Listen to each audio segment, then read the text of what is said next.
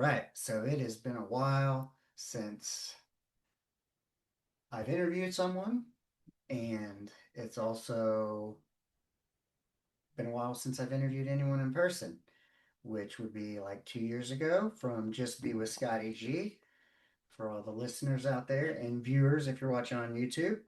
Um, and if you are watching on YouTube, you'll notice I'm doing an in person interview. Ooh, how about we'll cover just a little for the degree so people can see.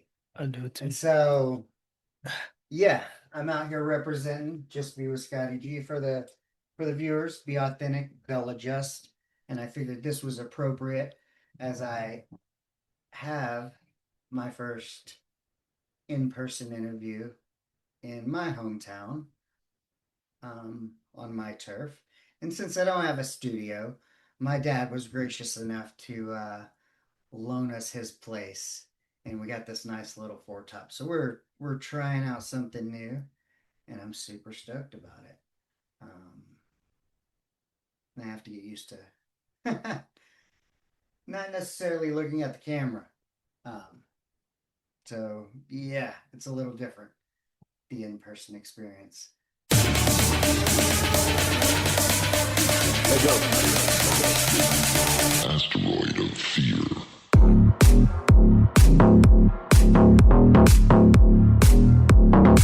But today, here on the Men of the House podcast, I have Daniel Mondragon. There you go. Mondragon. Yeah, Say it. so he is a gentleman I met at a men's group, a LifeWave event, men's group, where, I think I mentioned previously before in some other episodes that my wife was interested in the LifeWave X39 patch. And for anyone else, I believe I mentioned that I interviewed Darlene Green. You can go into Apple and or Buzzsprouts, wherever you get your podcasts, and just type in Darlene Green and Richard Kraft, and that interview will come up, and that'll explain a little bit about the X39. That was a couple hours long, and so I was exposed to that in 2024 and kind of let that settle. I didn't really pursue it. And then my wife comes home one day and is like, hey, babe, there's these patches and they're supposed to work on stem cells. And I go, is it the X39? And she's like, yeah. And I go, hey, babe, I actually interviewed a lady a couple of years ago regarding these patches. And well, my wife doesn't normally listen to my podcast. Mm. She did listen to that one because she was interested in it. And so I figured if my wife was going to be a part of this and she wants to do the business side of it, um, I would support her, just like I do with her other business and stuff. We're trying to build something together. And as we did with Buck, and everybody who's listened to the podcast before knows about Buck. But yeah, so she comes home with the LifeWave things, and I'm like, okay. I go to a couple of events or, things at Robin and Steve's house and introductions. And then, of course, Steve decided to have Steve and Joe hosted a men's event. And I knew I wanted to go, but we were like teeter tottering because the next day we were going out of town for um, my brother in law's 40th birthday. And we'd been traveling a lot and just came back the week before. But, my thing in the self improvement area, the men of the house, having a accountability group and all that, is connecting with other high value men.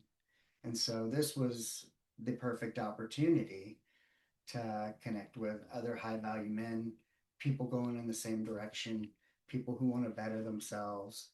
And I just happened to sit at a table across from Daniel. And that's kind of how we met, over barbecue and LifeWave. And Daniel asked me if we could have some coffee and talk about podcasting, which we did earlier in the week. And I want to get to know more about Daniel. And it just so happened to be he was free and we could do this in person podcast. And I'm grateful and excited. So, everyone, welcome, Daniel. How's it going? It's going great. It was a pleasure to meet you the first time, by the Yeah. way. I made it out there because I had a mutual connection with Joe, as you mentioned as well. So made it out there, and I feel like we had a great connection. So I actually that's how I received your number. So we ended up meeting up, and now we're here. But Yeah, you met a jaw winker too. Remember the eye thing when I eat? yes, yeah, yes, that was new. Yeah, first Never time. first time. Yes, Yeah. So have you ever been this, on a podcast? this is my first time on a podcast. Yeah. Well, I hope you enjoy it. It's just it's a conversation, and I like to say, like on my Unfiltered Fridays, this has the potential to reach uh higher than any skyscraper or conversations that are deeper than the corner office or water cooler talk. So we like to go deep here, but we also like to have fun. But it's really about, like I said, the whole idea. The men of the house is sitting at the Waffle House going, what's the guy to the right of me, what's their story, so I'm here to find out your story. So we always, as any listener knows, I like to start from the beginning. Where were you born? Where'd you grow up? And kind of what was that like? Sure. So I was born in Charlotte, North Mm-hmm. Carolina. I was only there for I think the first 2 years, not year of my Mm-hmm. life. Then we moved over to Wilson. Most people probably never heard of Wilson before, small town. But I grew up there. It was, I guess you can call it, as they call it here, ghetto, Yeah. or The hood. the hood. There you go. So it wasn't the best of environment. So I grew up there, and it was, I would say it was a blessing. It was a blessing not having much growing up. Mm-hmm. It's a you kind of seen not having to now kind of getting used to now having a bit more, but just also the mind switch when we were um, from where I came from to where it is now.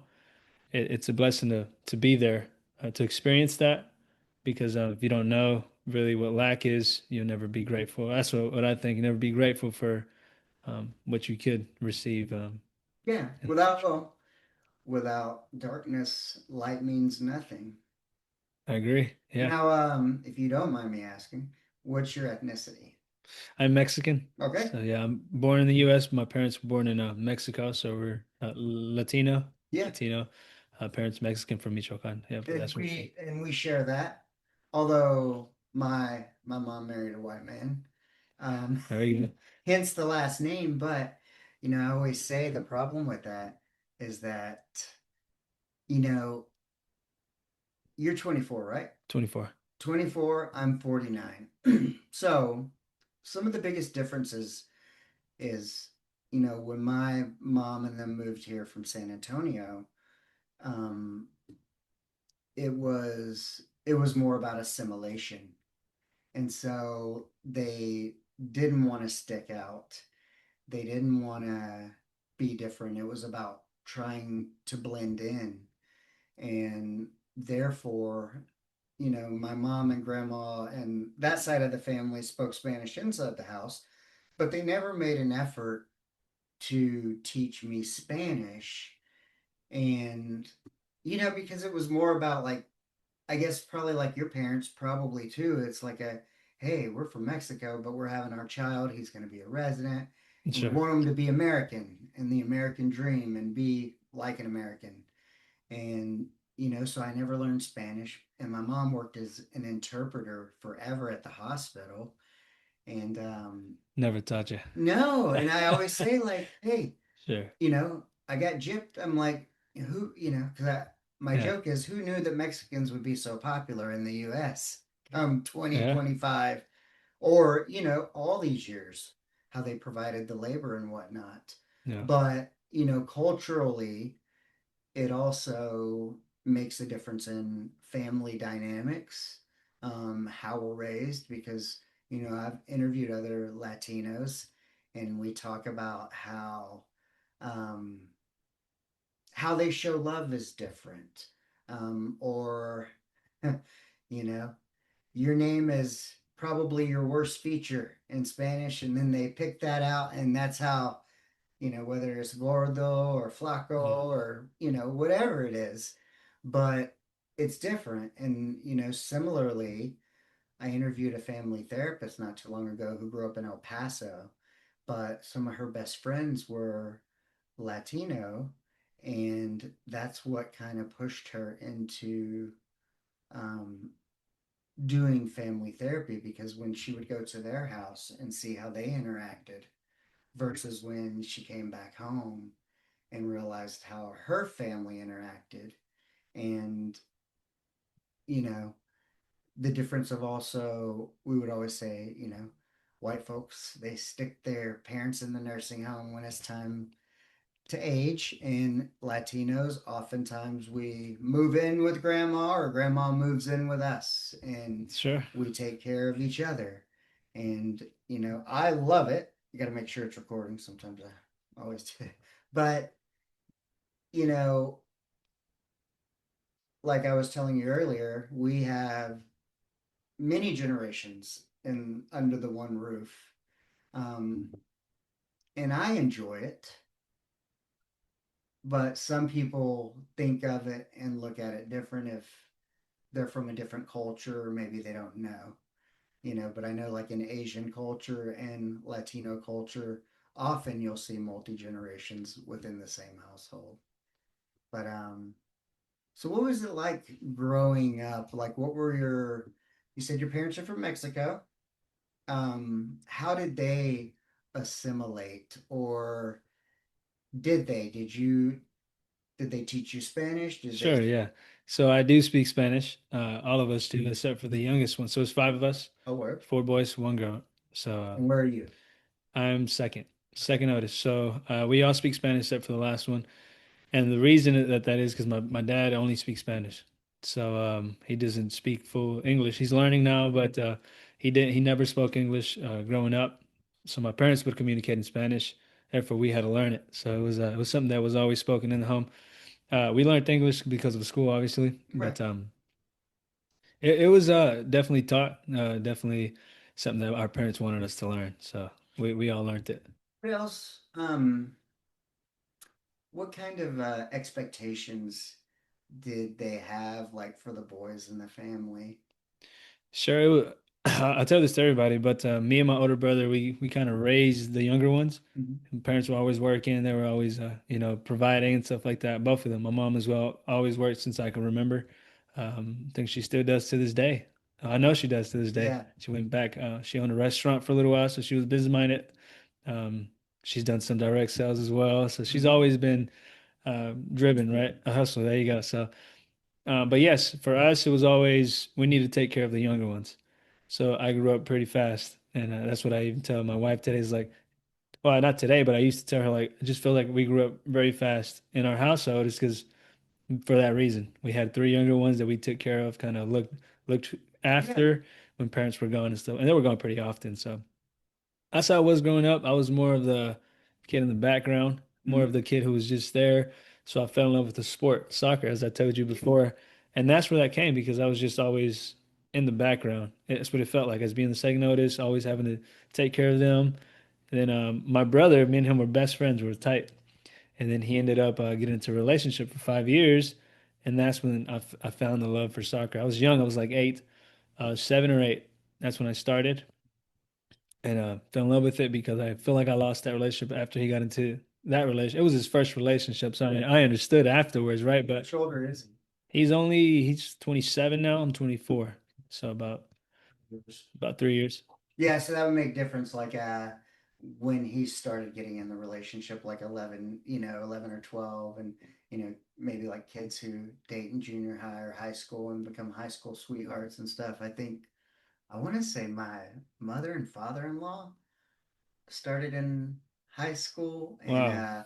my father-in-law I think he moved to Texas he was going to Florida or Texas, ended up in Texas, but then like the day she graduated, I think he went back, they got married and moved back, and they've been together ever since. Wow.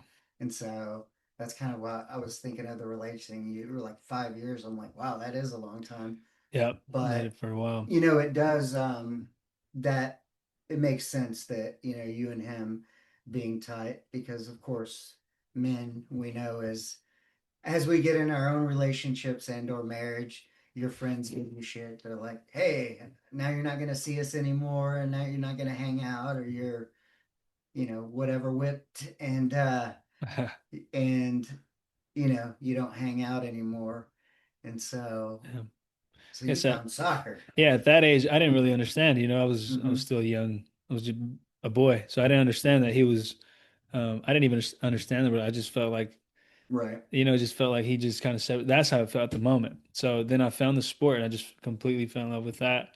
And then to the point where it was like, oh, you're gonna get married with the soccer ball, and I just grew up with that. Like it was all the way until I'm 24 now. I stopped when I was like 20, 21. So I just stopped not too long ago. Yeah. That's when I got into business, but Yeah. soccer was my whole Let's life. keep going back this way. Let's get some more about the family system because I believe that how we grow up and some of the things that happen within the family um, shape our future and our choices um, and our perspective of how we see things. So you said parents working a lot. You guys had a lot of the responsibility of watching after the others. Correct. Um, Now, were there, um, we were talking about being Latino, and did they keep what kind of traditions did you guys grow up with, or any? Because, I know some, you know, it matters not to me, but for some people, um, Yeah, no. I'm always like, I don't care what you are, I care about who you are. Sure. But, I know some Latinos that are witnesses, Jehovah Witnesses, and they grow Sure. up with none. No, yeah, yeah. I think this is a great question, right? Because Yeah. yes, we were very Pentecostal. Okay. My dad was even a pastor for 9 years. Wow. Yeah, so I uh, don't think I've ever met a Mexican Pentecostal. yeah, Only we're Catholics and we witnesses. were Pentecostal, and Wow. my dad was a pastor in the Pentecostal church for 9 years. So we could even talk more about that Yeah. moving forward to the Yeah. teenagers when we broke away from religion, but or when I broke away from Yeah. religion. But my dad was a pastor, and we were very. I played drums for 9 years as well. Okay. I'm a musician. My brother played bass. He sang in the church.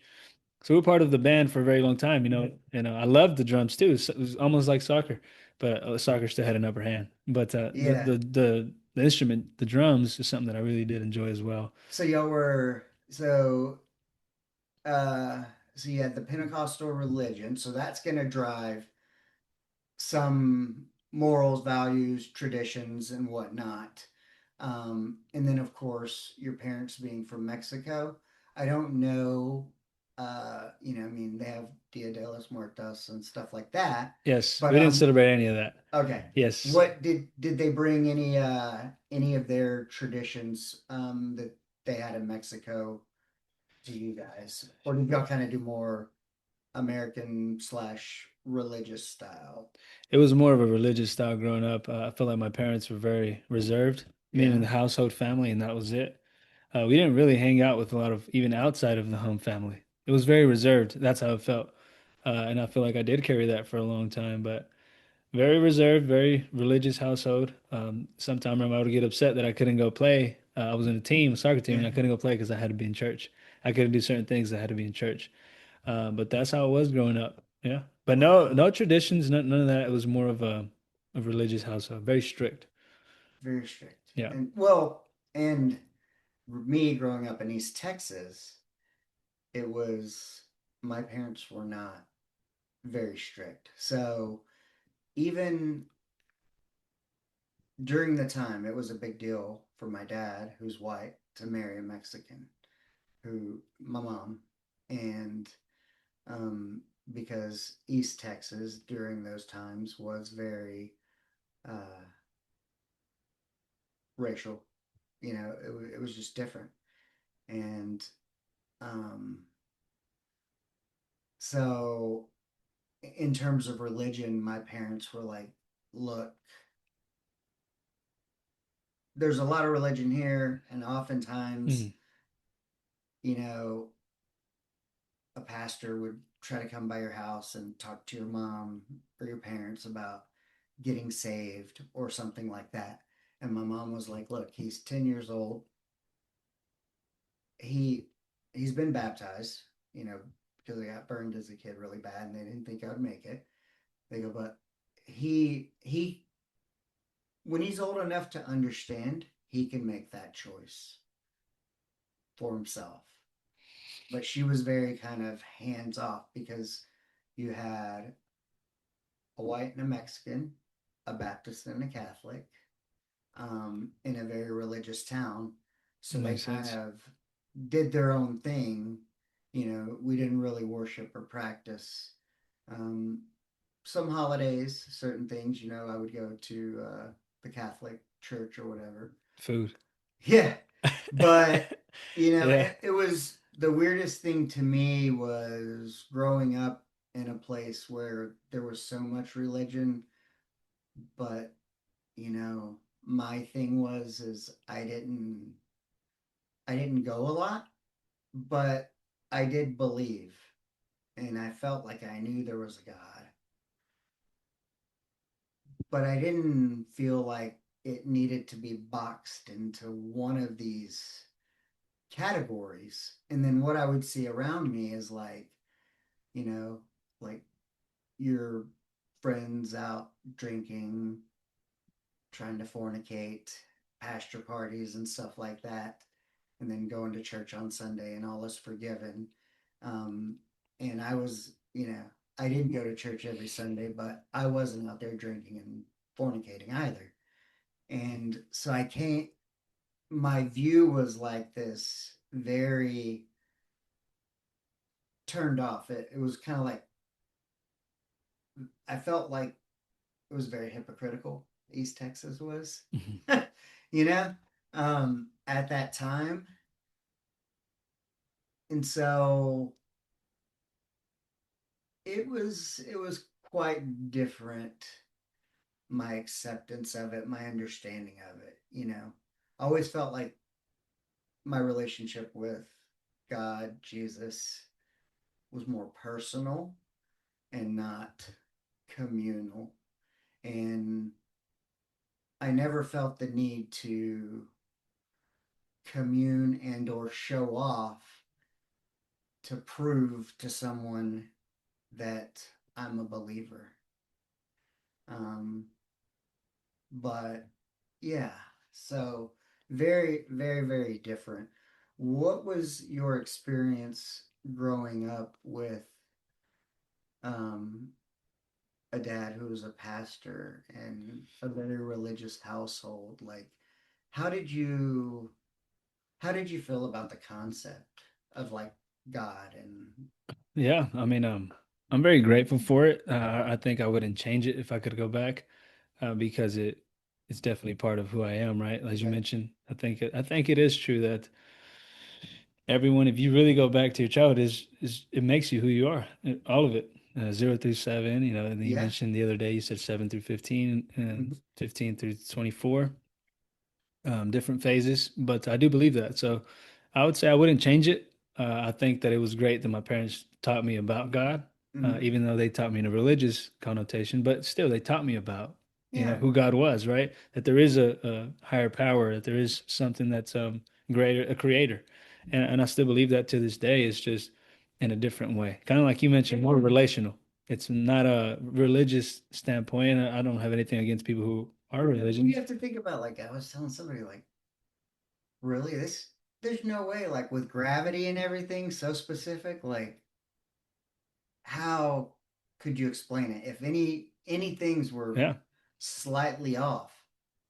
Well, everything has a, I believe that everything has a creator. Somebody created a table. Somebody created your chair. Somebody created everything. This computer, someone created it, right?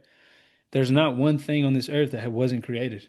not one thing. So then you start thinking about, well, you're created as well because everything is created, and if that's just the way it works, that means we're created by someone, somewhere.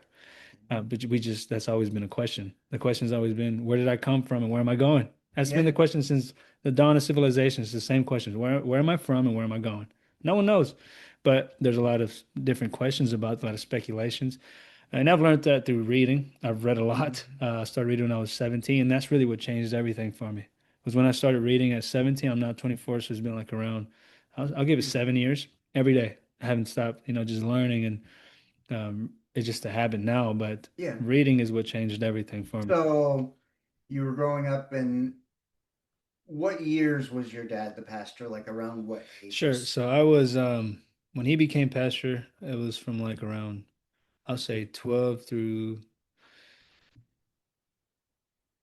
no, I'll say around 11 through like 18, if I'm not mistaken.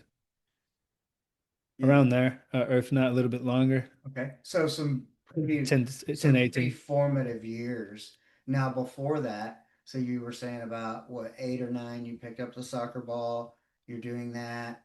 Um, what was the religious practices in the house like around that time?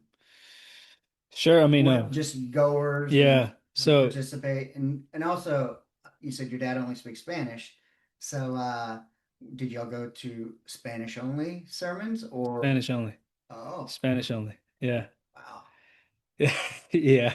that's a good way immersion Yeah. to learn. Another reason we spoke Spanish because we were always in a Spanish church. That's pretty cool. Yeah. Um, and participation wise, did because I know a lot of people, not just because your dad was the pastor, but pre-pastor, you get a lot of people who do engage in playing music with the church. You know, did you play music with the church before your dad was a pastor in those years, the early years, like 9, 10? Um, I always loved the drums, Mm-hmm. but it was actually one of the people in the church. His son played the drum. He was an older gentleman than me at that time. He saw me looking at the drum one day. He just came up to me and said, "Hey, it looks like you really enjoy it. Here, let me take you up to my son." He took me up to his son.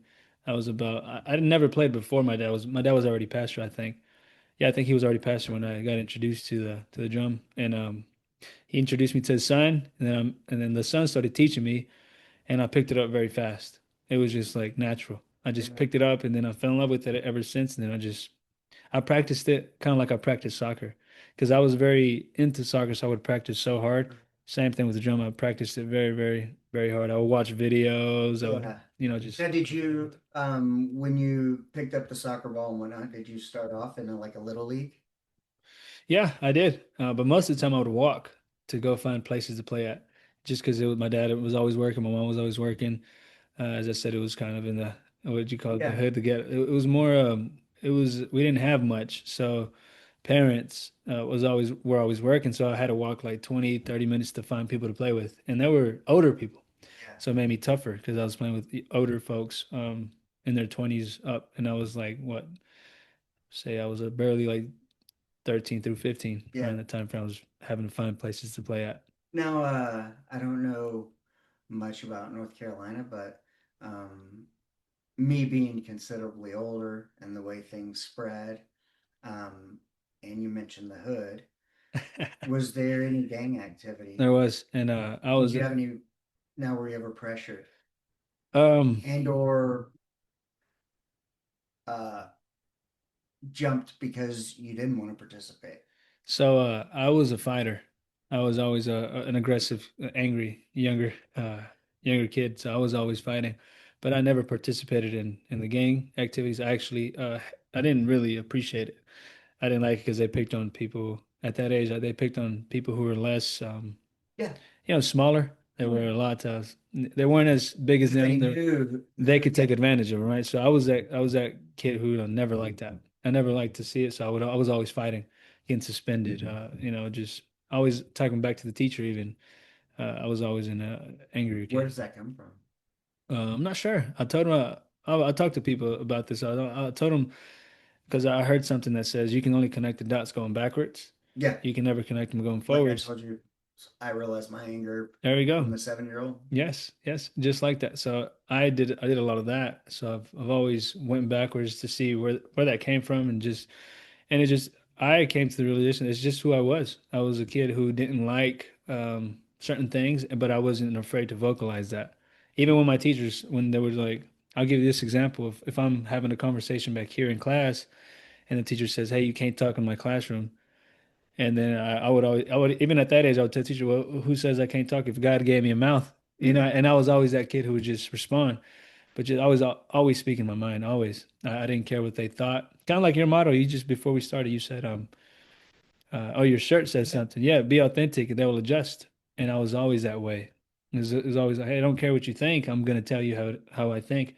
And then I even made friends with the principal. How much I was in there because I was always getting in trouble.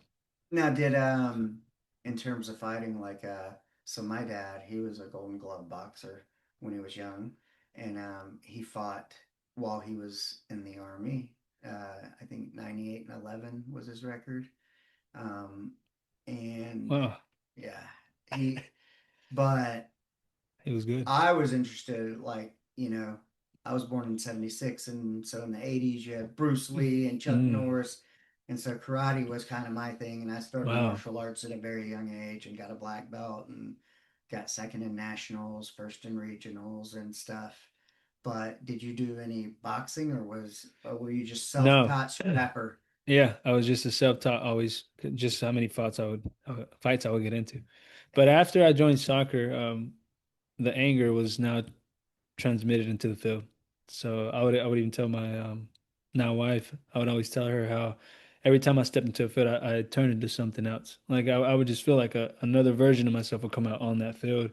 And it was that anger that I would release in fighting. You know, as a young Mm-hmm. guy, you have it.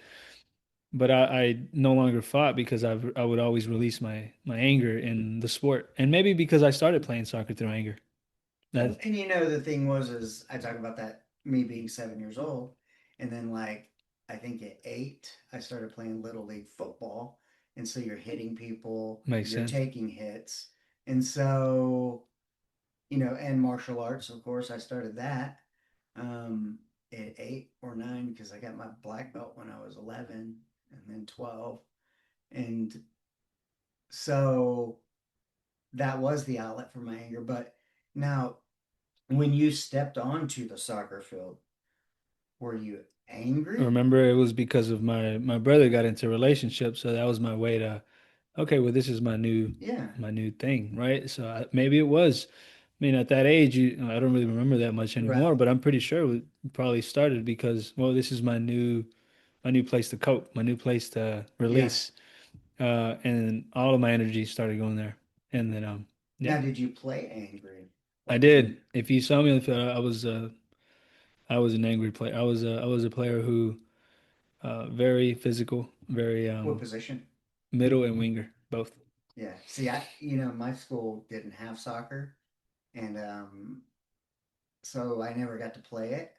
But our It's fun. 22-year-old daughter played soccer in high school, and because of that, our 12-year-old daughter kind of wants to play soccer. She's like, "Well, I'm either gonna do this." She goes, "Soccer or tennis." I go, "Why tennis?" She goes, "Well, because you and mommy played tennis." And I'm like, you don't need bad rotator cuffs. I'm There we like, go. and then one of the doctors I worked with, my favorite, Dr. Eli, his daughter just got, um, I think, a scholarship to play D1 soccer.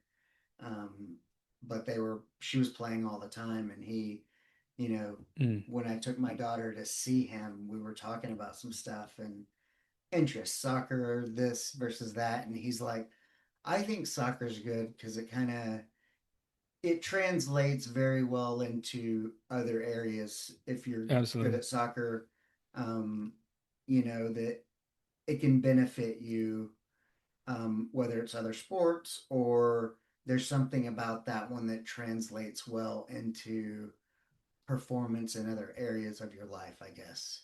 I agree. Yeah. And which I have no idea how because I never got to play it, of course. But a lot of running. Um, and that's why I always say, like, I don't know the positions, but I know, like, what there's some people who have to stay here and some people can't go across certain lines Yeah. or whatever. But what do those positions kind of entail? Were you more of like you said you did play angry, so were you always in, or what was more important, like scoring goals or like blocking, checking others, Yeah, for me, since I played those positions, probably scoring scoring? as a winger. And Yeah, you said you like to play physical. I did. I loved playing physical. Yeah, it felt good. You know, it just felt like you. I mean, if you're gonna be in the field, you might as well just give it your all, right? Because you only get 90 minutes. Yeah. So in those 90 minutes, just give it your all. And then after those 90 minutes are over, you don't want to regret it. Because when the 90 minutes are over, and then you can go back and say, well, I didn't give it my all. So I always thought, well, if I'm going to play these 90 minutes, just let me. Obviously, you have butterflies in your stomach. You have a little bit of fear before you start. That's normal. You always feel that Mhm. in any endeavor, I feel like. But those butterflies then become part of it. Like, okay, I'm feeling the butterflies, but then they go away once the game gets started, and then you just give it your all. And what do you remember about the first time, you know, you stepped into an Oh actual wow, game versus like I'm just a kid finding other people to play with, yeah, yeah, and now it's like you're putting on a jersey for a sure. team. No, that's What big. was that like? So this is actually a great question because I started late. Remember how I said how I would have to walk to find places to play at. Hmm. Um, so when I first got into a team, I had to find a way to get into that soccer team because I got cut for fighting or for not passing some grades in school. So I couldn't play the high school team that year. That was like my sophomore year in North Carolina, and I had to find a way to play outside of that. So, but going back to your question real quick, it felt obviously I can remember everything in detail, but it felt great. I know that for sure. But when I first played a travel team, was this that was probably the best feeling because it was my first time ever having to pay for myself. So I started working illegally at a gas station with the drinks. You know, you got to Yeah. be a certain age to be able to work with the beers and Yeah. stuff like that. So I started working there because my mom worked in that gas station. Okay. So I had to find a way to work so I can provide for that travel team. So I worked and then I paid for that travel team since I couldn't play that year. And then when I started playing with that team, we traveled playing us with a travel team. We just travel and play different places around North Carolina.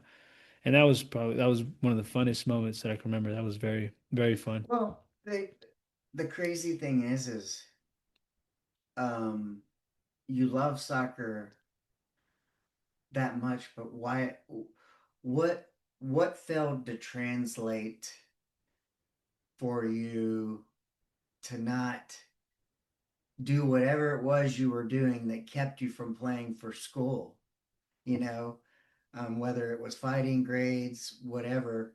Um, what was your outlook on that? Like, you never, how come the love for soccer never overrode Yeah, that? no, I understand what you're saying. So I also hated class. I was not a big fan. I know that that's opposite from you because you were a straight A student, right? Well, I wasn't a big fan. I graduated high school a Makes year sense. early Yeah. because I was like, this is bullshit. Like, they're not teaching me Yeah. anything. It's like, I took I needed 4 classes and I took them the summer of my junior year at the college level. And then in August, I said, hey, I passed these classes. Can I get my diploma? And because I was like, they're, none of this really matters. That makes sense. Yeah. So that was my case. I didn't enjoy But class. see, I I didn't. still put in the effort because I wanted to go to the Naval Academy and That makes stuff. sense. Yeah. So that year, I don't know what class, but I failed a class, and they were like, "You can't play." But it started in middle school when I first wanted to play for the team, and the coach said, you're not going to last on the team anyway, so we're not going to let you play," because I'm telling you, I was a bad kid. I was always fighting and suspended. They use that as maybe encouragement or a carrot. Well, once you get suspended, you get terminated from the team. So the coach was just like, "Well, if you can't even last in school, you won't last in the team." But that was when I really started taking soccer like serious because I really wanted to play for this team. This was eighth grade year, And that's when I really fell in love with the sport, and I even gave it everything I could. And then sophomore year, whoa, fast forward in this, what is it? The first ninth grade. What is it? What is Mhm. that? Freshman. Yeah. Freshman year, I make the team, and everyone who came from that middle school, because I practiced so hard, everyone who came from that middle school made junior varsity is what it's called, and then there's a varsity. Yep. I was the only freshman from that whole school that made the varsity team that year. That's how hard I trained because that coach said I wasn't gonna. Basically, it felt like he was telling me you're not gonna be able to do it. So I took that to heart. I remember just training as hard as every day from like 10 to 2, 10 p.m. to 2 p.m., 2 a.m. every day. And I would do that late and I would go to sleep late just practicing. But it worked out because then I got to ninth grade and I was way ahead of everyone else who came from the school. And then I ended up making varsity my freshman year, and I played varsity all through high school. Never played junior varsity. Yeah. I mean, well, it was a very small town, but I mean, yeah, I think I was a varsity freshman tennis player. And our junior year, me and my doubles partner, who's now an orthodontist, uh, we were seated number one in district. But my best friend, I played doubles with him, but he is far better than me. And after us playing doubles, he went to singles and like he went to state, I think. I mean, he was really good.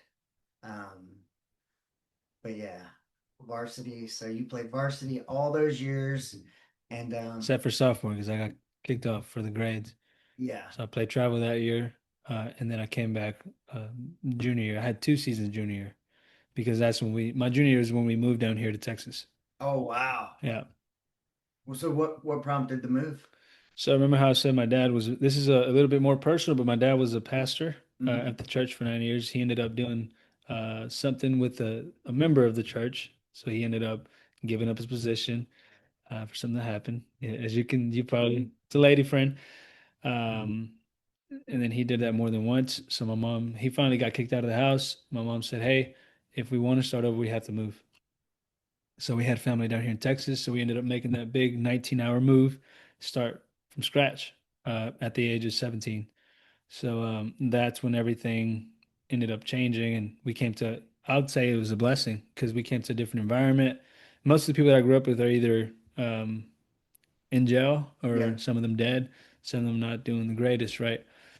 But I took Yeah. it as Did a your dad blessing. stay in North Carolina? No, they're still together. My mom, she's a big believer of till death do us part, Yeah. and And she's taught so us that. so it's kind of like like what they tell people like with alcohol addiction, you got to change your people's places and things.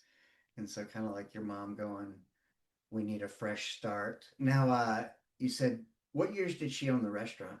She did that here in Texas. Oh, okay. Yeah. So, So she had him here in Texas. Yeah. okay, This wasn't too long ago. She had it for 2 years, I think, around just about. man. Okay, so I'm tracking. You got all that. The things happen with pops and mom's like, till death do us part, but we need a change. And you had family here, and so, and now was it specifically here, like to Tyler? To yeah, this area, Tyler. Yeah. Wow. So Yep. coming from North Carolina, what was that? What was that like? Well, my main focus was soccer, as you can Really? probably hear from the conversation. So when I came, I stayed over there an extra month. My family came down here. I stayed with an uncle down there to finish my season in high school. As soon as I came down here, the season was about to get started down here because they started in opposite. The seasons are different. The season over there is in like start of January. The season down here is in December or the start of July. And then over here is in December. So as soon as that finished, I stayed over there an extra month. My family came down here. They moved down here. So I came over here. It was hard, yes, but I was just excited to get playing again because I heard that we were going to get started as soon as I got here. So was I happy about the move? Absolutely not. It was I didn't know what to expect. I didn't even know what to think. I was just Did you like, have a girlfriend? Were you leaving anybody no, behind? no. It was always soccer. Okay. Yeah, that's all I cared about. It's crazy, but I even looking back now, I'm grateful for the sport because it's like kept me out of trouble. It kept me out of a whole bunch of things that could have happened. Didn't keep your grades up. I didn't care about the grade. So, um, but yeah, we moved down here and became part of the soccer team in this high school down here at the high school down here. Exceeded, did well there, and captain second year, senior year here, became captain and the top goal scorer here. And then I went to college after that. But it was always about soccer. But when it comes to the family, it was hard. But it's even still to this day, the family is even getting better now. So Yeah, well, it takes time. How did the rest of the family adjust and come to enjoy Tyler, Texas? they actually enjoyed it after a while. They started liking it down here, and they started really they just appreciated it. They thought it was a different scenario, different place. They really enjoyed it. That's all I said. That's what I've heard.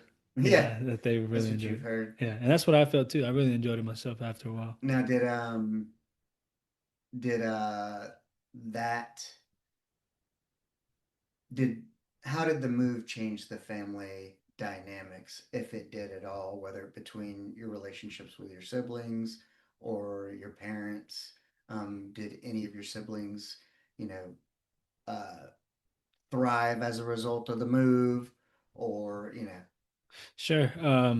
Well, the siblings were younger. mm-hmm. There was only two of us that were it was basically teenage and up. Yeah, The other ones was still a little bit smaller. So yeah, I think it was just hard for them. It was just unspoken.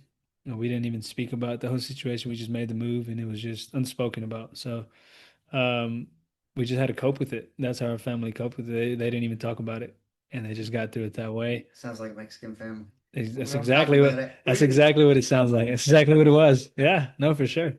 So, But that's how it was. and yeah, you get here. And speaking of which, I gotta ask, what especially I'm a foodie. I worked in restaurants for a long time. Um, Country clubs, worked in South Okay. Florida, some restaurants. What's Mexican food like in North Carolina versus like here? Well, we always ate mama's food, Okay. so it was always her food growing up. But I think the outside, what Do they have Mexican restaurants in North Carolina? I yeah, I'm mean, trying to I'm sure think. like BJ's I or really don't think so. Not that yeah. we ate. We always ate mama's food, so I'm really not. I really know how to answer that. Well, it's Yeah, because well, my curiosity is like, what you said you had family here, so obviously, but I mean, here we have a good Latino population here, you know, and it's so pretty big. Yeah, yeah, you think about we got a couple of grocery stores dedicated, you know, um, and so yeah, I was kind of curious, like how did it differ, because there's always, of course, the California versus Texas Mexican food. yeah, People are um, I've met people. I worked with an APD, Austin police officer, one time who was like, California Mexican food is just way better. Like I don't like it here. And I'm like, I mean, surely it's gotta be like, can't be that different. yeah, I mean, onions, cilantro, steak and tortilla. um, yeah, so I was a little bit curious if there was any difference. But like you said, you always ate mom's food. So that was kind of always the thing. Now, what about friends? Did you acquire any friends while you were here? Or was it more just teammates since you were strictly sure. soccer? More teammates. More teammates. Didn't really focus on making friends. Just wanted to get somewhere with soccer. And Somewhere. that's where, yeah, that's where a lot of even my biggest struggle was. I always put my head down, just focus on the game. And I lost a lot of relationships that way. Even family thought that I was just being distant, but in reality, it was just in my mind, I had to go. I Yeah. have to be a soccer player. I'm going to be a soccer player. Even in college, I went to college 3 years, and I remember the season was about to end my last year, my third year, and I didn't go to school for like I didn't go to class for like 2 months because I already had it in mind that I was going to go play semi-professional. So I didn't even go to class. I waited for the season to end, then I went straight to semi after that. I'm going to play So let's semi-professional. back up a little bit. So you're team captain. So I'm sure that gives you, and you said top scorer. Yes. So that kind of, but not academically. No, no. My Um, academics, my GPA was a 1.2 when I graduated. so how, but your Just soccer about. your soccer skills are what got you Sure. into college. Yep. And then Where my coach. where'd Yep. you end up going to college? I ended up going to, TJC around here. Hmm. We played against them. So I was in that district, about an hour and a half from here. It's called NTCC. Hmm. So I played there, played against TJC and all those schools around here. Very, very competitive. A lot of foreigners go there, a lot of Africans, a lot of Jamaicans, English, French, because the foreigners, they can't go straight to D2 or D1 college. They have to go to junior college first.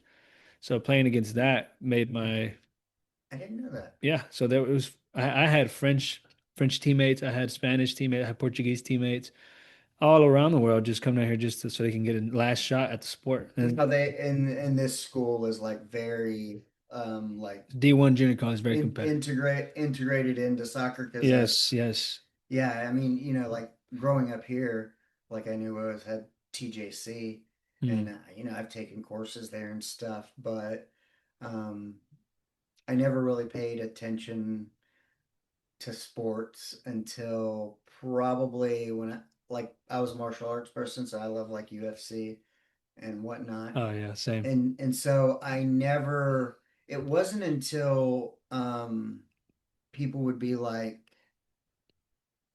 oh, he was a D1 wrestler or Mm. something like that, that I was like, what does that even mean?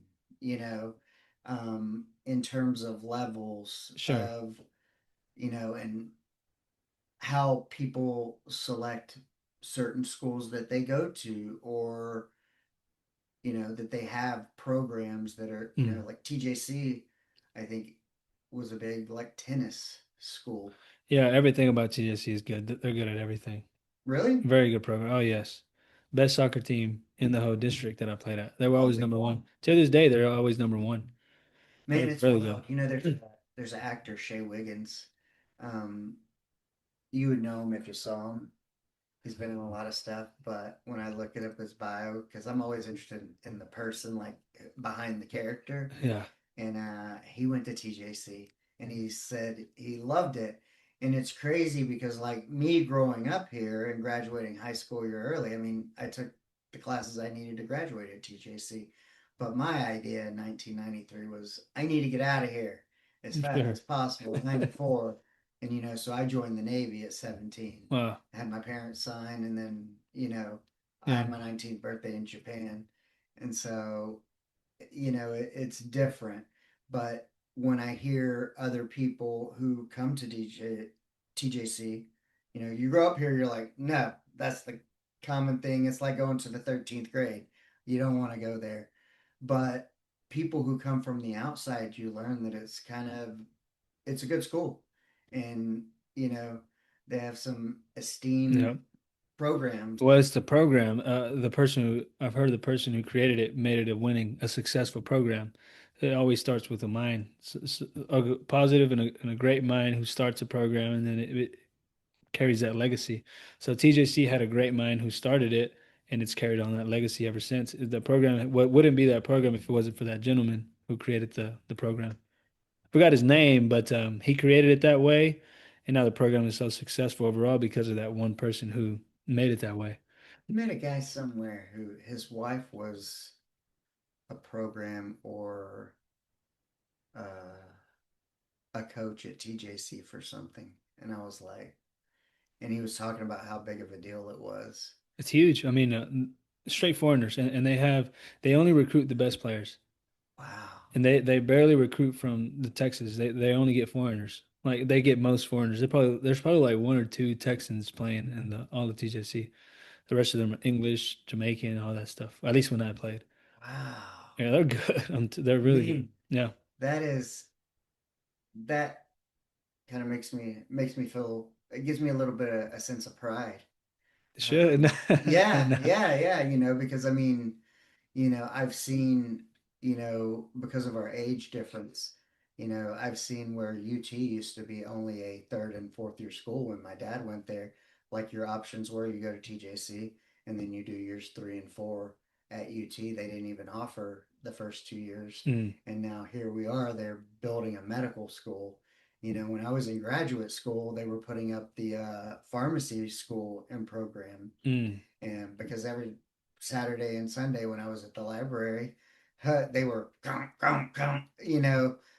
pounding away next door, putting up the pharmacy school. And I'm like, man. And when I was an undergrad, my uncle who does construction built the science and engineering building there. Wow. And so, um, yeah, to just see it kind of grow. And then I know when I was an undergrad, UT Tyler, I remember Tiffany Cooksey, who played soccer for UT Tyler. I knew that they had soccer. I don't know if they had basketball then, but they're starting to get some, I Mm. guess, more programs as the school goes up. But back to you. So you end up going to school, college, Yes. playing soccer. You weren't. Were you just getting basics, or what did you intend to major on, or what Well, did you actually put on paper?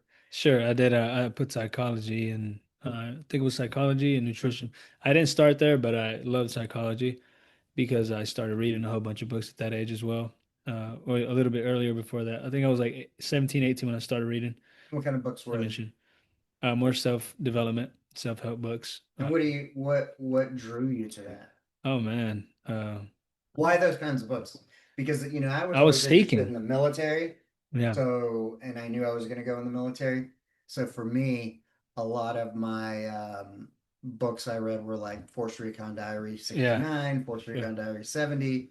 Um, they were nonfiction, military, Makes historical sense. type stuff. But I also had like, the big book of brain, because somewhere along the way I was fortunate enough as a junior, our biology 2 course was an anatomy and physiology course in high school. Um, and it was difficult at that level in those years. But I can remember, being told that, hey, you only use like 10% of your brain, Mm. or that's Yeah. all we activate or something. And I'm like, Sure. so I was very interested in kind of knowing more about that, and whether you call it self help, self improvement. Um, I don't know. I too was interested in that because I guess, I was a kid. I grew up 3 pound. I was born a preemie, 3 pounds 11 ounces. I was always told what I couldn't do. You're never gonna be like other people. You're got asthma. You're sick. I was 4'11" and 90 pounds as a freshman. Thank God I played little league because I couldn't play. That's why I switched to tennis. I couldn't Mm. play football Yeah. because everybody outgrew me at 14. And so, when you're told you're never going to be like everyone else and you can't do this, then, and you hear, oh, you only use 10% of your brain or whatever, self improvement and or self development seemed natural for me Mm. because I wanted to learn how I could just be like everybody else. So what was the draw for you? I mean, outside of athletics, what drew you to the mind? Sure. I think looking back now at my age now, I know that it was I wanted direction. I was looking for direction because I never had a relationship with my father. Even though he was a pastor, he was in our lives. He was always very distant emotionally. He was never there, and that's just the Mexican household, as you Yeah, just said. That's just the way a lot of the Mexican culture. I wouldn't say every single one of them, but the Mexican culture, it is the father's very distant. He's just there providing, yeah. always working. So when I got to that age, I really was looking for direction. So I started listening to a lot of positive things. Like today, you have a lot of different positive things online. Same Hmm. thing with me. I was already listening to certain things. Eric Thomas being one of them. I love Eric Thomas. Well, you're fortunate enough to be in an age Sure. where, you know, this was available. Yeah, My first computer use was that makes typing sense. class, AAA, That makes S. sense. I remember Sure. before and after, and I probably I didn't get my first smartphone probably till 2014, Wow. 2013 maybe. I was a late adopter, but you know, that opened up for you a wealth of, Yes. because the other thing I wanted to ask in with that was as a soccer player and being so obsessed with soccer, and also having the tools and whatnot that you're able to have because of your age. Did you know that mindset? Did your Sure. coaches talk about mindset? Um, And was that also a piece of, 10% of your brain mindset, but then also needing direction because your father's distant and not giving you the stuff? so when it comes to that question, ask it one more time so I can understand how you're asking. You're seeking into like self-improvement, psychology, reading about that was partly because you needed direction. Okay. But Yes, yes. also, was there a component Sure. of your sports side because of surely your coaches said mindset. Did you Yes. guys ever go through I visualization see what you type mean. stuff? No, Yeah, so when I started listening to ET and all these different people online, I name all their names, but I don't know if that's relevant, but yeah, not really. no, So I started listening to a whole bunch of different uh, people who really helped me mentally, but I would always apply it to the sport that I was playing.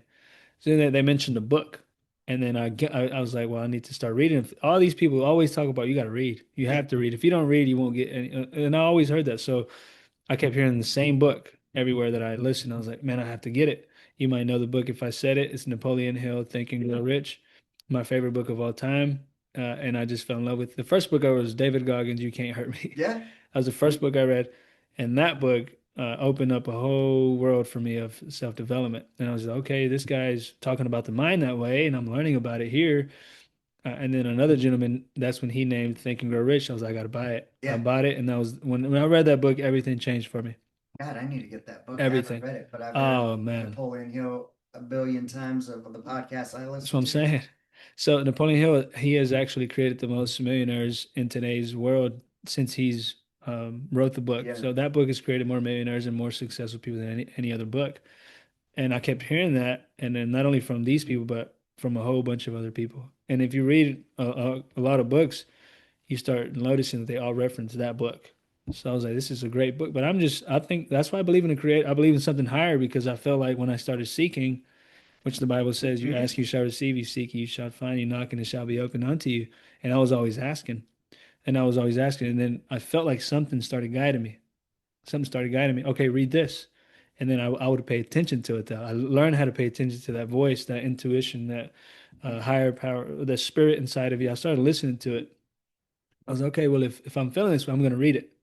So I read it and then I fell in love with the information. And then from there, I studied that book. I didn't just read it, I studied it. To this day, I still study it because it's just that powerful. But then you start learning different information, and that's the reason I even left soccer. well, so let's tie those in because the original question was, what did you put down that you were majoring in? And you said psychology. Yeah, And so, I'm trying to find the intersections of, you said 17, you start to read, picking up books, soccer's your thing. You're going to college, you're going to mark off psychology because you were interested in the brain somewhat, yeah, or um, because I think, we lived in two different time frames, 20 some years apart. So you had that availability. And yeah, so trying to see where they all intersect and come together. How now did these books, even though they're talking about that, how did you apply it to the game? yes. Everything about the game is mind. Okay. If you have a weak mind, you won't be a good athlete. So everything about the books, I applied it to the game. Everything. And then he gives you a formula of how to be successful programming your mind. So I programmed my mind to become successful in the game. And then I saw that it worked there first. That's where I first used the principle. And I saw that it worked because then I went to semi-professional. I started getting different opportunities, just like he said in the book would happen if you followed his principles. And I was like, well, it works because I saw it happen in the game. And then that's when I knew, even though my teacher was like, you're making a big mistake. My coach was, you're making a big mistake. Don't leave, don't leave. And I'm like, I already know what I'm gonna do. Like it's already written. First of all, if you don't, he talks about if you don't write, that's the first step. If you But don't write, you won't realize. like saying something out loud. Yeah, Yeah, because you're using when you're writing, you're using all your senses. Because you're writing, you're using your touch, you're using your visual, you're using your hearing because you're saying it. So it all starts with the visual. It all starts with writing it. And even the Bible says, write it down and make it plain. And then people don't write it down to make it plain. So that's what Napoleon teaches is it starts with a written statement. So I tried it first in soccer. So you're right, everything about the book applies about the mind applies to the game. So I applied it there first, and that's when I saw this works. And then yeah, I'll It, answer it or like that. you just kept going and taking that in. And okay, so give us a few highlights of what was like your proudest moment in college on the field, Well, there was a lot of them. and why? What made them your, what made the moment, give us a moment that you felt that you knew like, hey, I'm in the right place, living my purpose. What did it feel like? What was the moment like? And, where did it kind of go from there? Because, you're not playing soccer now. So we got to Sure. get the No, that's good. contrast. Yeah. So my first year I got injured. Oh, I injured my left ankle, and that led me down to smoking weed. So that's my first time ever smoking weed was when I got injured. That whole year I smoked because I heard that if you smoke, you can actually right. fix yourself. You can actually your body can heal itself through the marijuana. That's why the doctors use it as medicine. So I was like, well, let me try it, and it worked. It did. You could feel it working on you. No, oh, I'm not a big advocate of it, but right. it worked for me. So Well, hold on. Let me take one step back. Where did the religious separation come? yes, that started with the books because the book. Okay. Yeah, that all started with the books as well, because the books teach you it's all about mind. You create your heaven or hell, and but what religion does is they don't know where you're going, they don't know where you come from, so they tell you there's a hell and there's a heaven, and they say if you die, you're gonna burn in hell of eternity, or you're gonna live Yeah. good of eternity. I don't believe in that. I believe you can make your heaven here, you can make your heaven and hell here because of what I've learned. And the books say that they say, well, what is heaven and hell? And we all know that since this is elementary physics, right? But we know that everything on this earth is either energy or matter. So if this is matter, that means we have an energy in there called spirit. And then if I were to, I always make this funny analogy. It's not funny, but if Mm, someone were to come and, kind of take your life right now, your body would decay, but your energy would go somewhere and just no one knows where. But through these books, I started realizing, well, I've just been taught how to be in fear because they keep you in fear saying you're going to go to hell if you don't do this. You're going to do, if you don't do what I'm saying, and there's 40,000 religions, and they say, hey, if you don't do what I'm saying, you're going to go, and they all think they're right. So that's not really, and then I heard something that said, God doesn't have a pen. He doesn't have a hand to come down here and start writing a book. Why is there many books? Then I started really asking questions. There's so many books for every religion. They all think they're right. So I'm like, well, if there is really no religion, then what is the meaning of life? And it's just the relationship there. And I'm not saying religion is bad. If you right. believe in something, good for you, right? Like you're learning how to have a Or relationship what to that if the religion. very you believe Yeah, is I don't bash any religion, right? but for me, it's a relationship It's a to personal, personal relationship to the person or the thing that created whatever us. it is. Like my best friend Andrew, I think he's the one that gave me this, but I say it all the time as I go, it's like water. Um, Everyone on the earth, we know what water is. We know that we have to have it. We know you can only last so long Sure, without it, but we all call it something different, 100%. you know? 100%. And it's like that analogy they say, like a fish without water, it's going to die, or a plant without water is going to die. Everything without its substance is going to die. And that's the human without that creator. When you're not connected to that creator, you start dying. So that started with the books. All the books, So yeah. you got There's many books so now, you man. got yeah, so you got soccer, you got the books. The books influence soccer principles that way. The books influence or change how you see and or view Hmm. religion, Yes. and which is a big deal, kind of given your dad being a pastor. Although I wouldn't say overly big because you often see people whose parents were, of that archetype, and the kids go fucking bananas afterwards. And um I'm just glad I did it and I found the books. just to get the freedom. Yeah, And so what when you found that and you started like discerning, differentiating like the religious portion to like that personal connection, um what was that like for your family? How did they view it? Did you tell them outright? Did you stop just participating, or sure. what did they think? No, but I don't think they thought anything, but I think that they could tell Mm-hmm. something was different, right? They could just tell that this guy's he knows a little bit more now. And I would share with them every now and then, like what I'm learning from the books, and they just didn't understand it. You can't teach somebody who's not willing to learn He's not new open. information. Yeah, open-minded. And I soon noticed that they weren't really receptive to it, so I stopped because it was only hurting the relationship instead of me trying to help them understand what I've learned. Instead of that being the case, they would see me as, well, you're kind of crazy, right? So I'm like, well, it's fine. You could think I'm crazy, but I'm learning. And they always say if you want to learn a secret, it's in a book. They even tell you if you want to learn spirituality, go read the Bible. They tell you all these things. There's always, since the dawn of civilization, since the start of the United States, it's always all the secrets have been in the books. I mean, you go back to the slaves. They said we don't want them to read because if they read, they're going to find their spirituality. They're going to find who they really are. Every single secret, it's in a book. So I heard that, and I kept hearing that every time that I heard these influential people. So I started reading like crazy, like a maniac, and I started falling in love with reading. And every day, till this day, I wake up early and I read. I have to because I want to learn. What am I missing? What do I not know yet? And that's been driving me ever since. But yes, I would say that I didn't have to tell them; they can see it. Oh, this guy's different.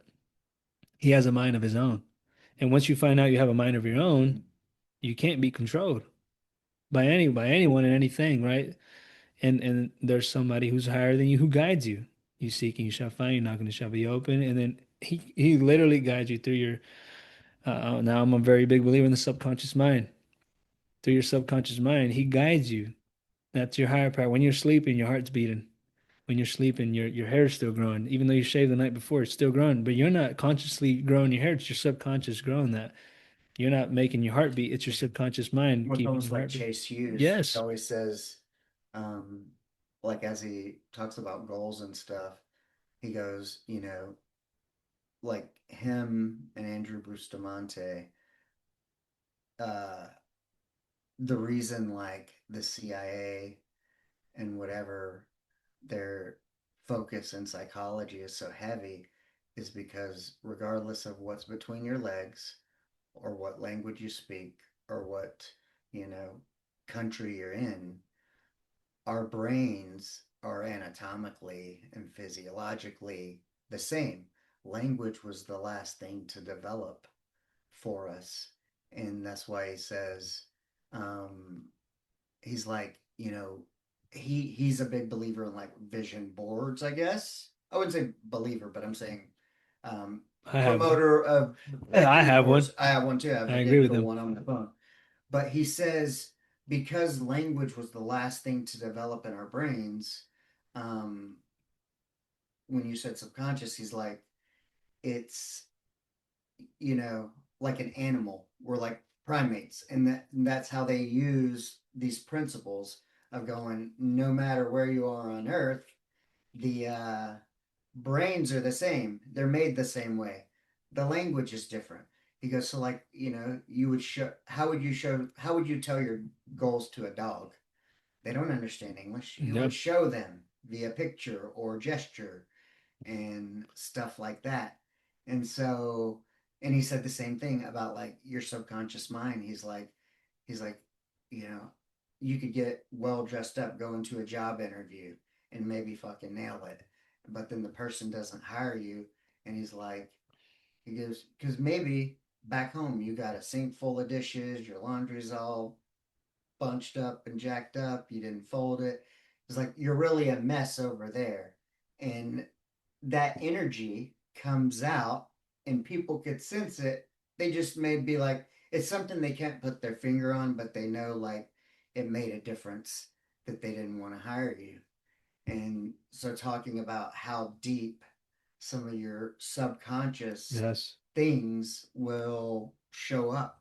that's a fact. Yeah, that is a fact. I agree with that 100%. Something that I've learned. Have you ever read the Psycho Cybernetics No. of Maxwell Maltz? It's a great, phenomenal book. It's written in the 30s, I think, or very, Mm-hmm. very back then. And he talks about that the only thing for humans to do is to wire their conscious mind. And he says that when you wire your conscious mind, he calls it servo mechanism or subconscious Mm-hmm. mind. It takes over and then it starts doing the thing for you. But the problem with humans is that only 2% of humans have goals. The other 98 don't even have a goal because they never wrote it down and they never set a goal for themselves. By when do they want to achieve it? What goal by when? And then when you have that in mind, you start picturing it, and that's the only job that we have as humans is to picture. But here's what humans do: they try to will their way. I'm gonna grind. I'm gonna grind. I'm gonna grind. I'm gonna will. That doesn't work, and that's why 98% of people fail is because they don't wire their conscious mind for their servo mechanism to work for them. And that's that higher power. That's that subconscious mind that works for you, regardless if you're sleeping or awake. It's always working for you. But you got to learn how to wire your conscious or rational mind, as he calls it, rational thinking, so you can let your servo mechanism work for you. But most people don't do that. All you have to do is really just sit there and picture. Like take some time out of your day to picture. That's what he says. Just picture. Relax yourself. Don't focus so much on how I'm going to do it consciously. No, let your unconscious take care of that. You just consciously focus on the picture you want. And that's what the people who succeed at the highest level do, which is crazy because they all say the same thing, but he explains it very well. Well, when I've talked about visualization before, um, in just in general, I'll uh, I relate it to if you don't think it works, um, I go think of an erotic movie, an X-rated movie or something, and see if you don't get hard or something. And I go, yeah, visualize something like that, and it creates a physiological response, be it horniness or something. I'm like, yeah, it can be powerful, but apply it to something else, apply it to For sure. $1 million, um, Yeah. or whatever else it is you want to do. Yeah, I mean, the last thing I'll say on that topic, because I really enjoy this, is he says that when people go to watch a hypnotist, if you go to, have you ever been to I haven't. hypnotism? I kind of want to go. Okay, so people say that he was saying that people in the audience say, "Oh, he's using magic," but he says that what the hypnotists say is that they don't do anything but shut off your beliefs and they make you believe something new. So the problem with humans is that they already have a belief system that they live by, and what they need to do is create a new belief system that can help them get the goals they want. But they're hypnotized, literally hypnotized. That's what he says. They're literally hypnotized with beliefs that aren't even real, like I'm not good enough or I'm not worthy enough. As you have just mentioned that you Yeah, felt growing up, some other people live with that still. They're like, "Well, I'm not good enough," and they're hypnotized to believe that, so they can't achieve the goals that they have because they're living in that hypnotism. But what they need to learn how to do is re-hypnotize themselves to believe success. You know what? I am worthy enough instead of saying I'm not worthy. So they're living in the hypnotism, yeah. and the hypnotists say all they do is they shut off their belief system. They're able to shut off their belief system to give them a new one. And then if they say you're a ballerina, when I do whatever, and then they become a ballerina. How? Because their belief system is shut off. The hypnotists know how to do that.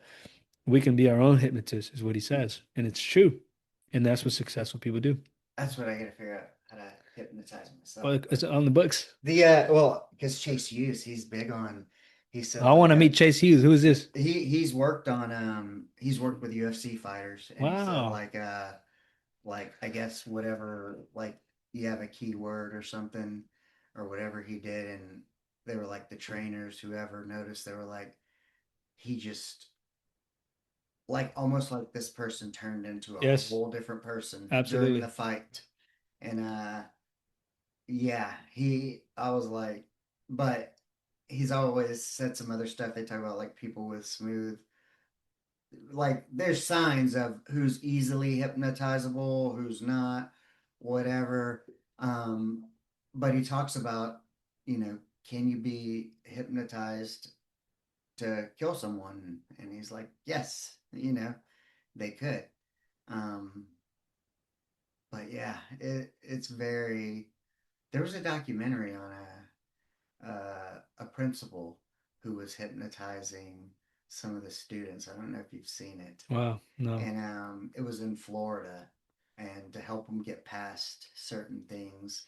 But then I want to say something happened, and there was a few like kids, maybe I don't know if one died and like maybe they killed themselves, Mhm. and then another one I think potentially um was driving. They left an appointment or something, and it was driving and got in a fatal car accident, but like felt like maybe he would went under hypnosis, something like a song or something that was going on, put him in a state as he was driving, and he just kind of zoned out. But yeah, so you're talking subconscious. It's weird because I think about like the college years and then I go, well, he's only 24, so this really all isn't that long ago. Hmm. But you say coaches and everybody, you're like, hey, you're making a mistake. You're like, no, I'm gonna do this. And you made the choice to leave college and pursue soccer at a higher level. Semi, yeah. And what was well, I don't know. Take us through that. Everybody said you're making a mistake, Yeah, but you said, I know this is yeah, my time. yeah. Because I was reading that the principle that he said, the written statement, I was reading that every day. So I already knew that I was going to be a professional soccer player in my mind. And then they kept telling me, "Hey, you're making a mistake. You're going to regret it in the future." I said, "No, I'm not." So then season ended right away. I left. And I remember one of the best players on our team. We were talking about the belief system, right? I was talking to him before I left that last night, and I was just telling him, "Hey, you ready to go pro?" Because that was my mindset. You ready to play professional? He was like, "Nah, man, that's hard. Not many people do that. I don't think we can do that. That's not many people do that, right?" That was his mindset, his belief system. He said it's very hard to get there, and I was telling him, and I wasn't even. He was better than me. He was older than me. He was better than me. I'll admit that. But my mindset was, that's not true. I'm going to be a professional soccer player. I told him that. And then he just kept saying he doesn't think he can do it. It's too much competition. Only 1% of people actually make it. And I remember just remembering that, and then I still carry that with me to this day. Just his mindset. Playing if you didn't think you were going to make it. I don't You know. know what I'm saying? Because it's Well, that's the thing. It's the belief system. we had this instance where when we went on a cruise for my daughter's 12th, she had her birthday on the cruise. We get to the Woodlands 3 hours away and realize that my wife left our passports here. And it's a long story. There's a whole episode on it. But essentially, it's like my wife, my mom, and my daughter, they went ahead and went to the port. My wife's ex husband, him and I are very close. Our birthdays are a day apart. We picked him up Boudin from Woody's and he came to get it. He drove he drove me and my cousin, because we live in a multi-generational household. My cousin got the bag and we intersected in Buffalo. And then my wife's ex-husband drives me to the port with our passports, and we're trying to get there by 2 p.m. before the ship takes off. And at like 2:30, but you got to be all aboard by like 2. And we're sitting there, and at one point he's like, "Dude," he goes, "I think you guys are fucked. I don't think you're gonna make it." And this was like way before, and the clock was showing like you're gonna get there at 2:06. And I was like,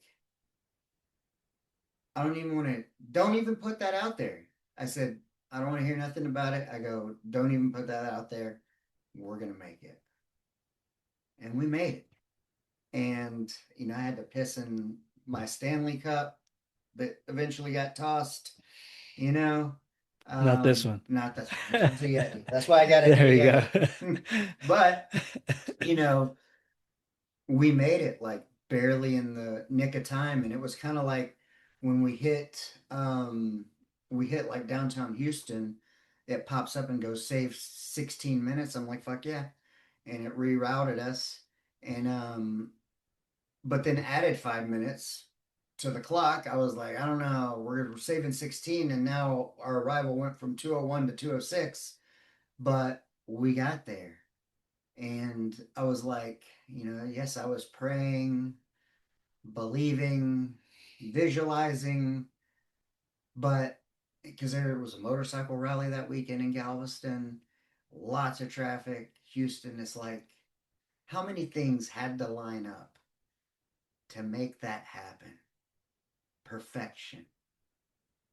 But I also, the biggest thing was squashing that.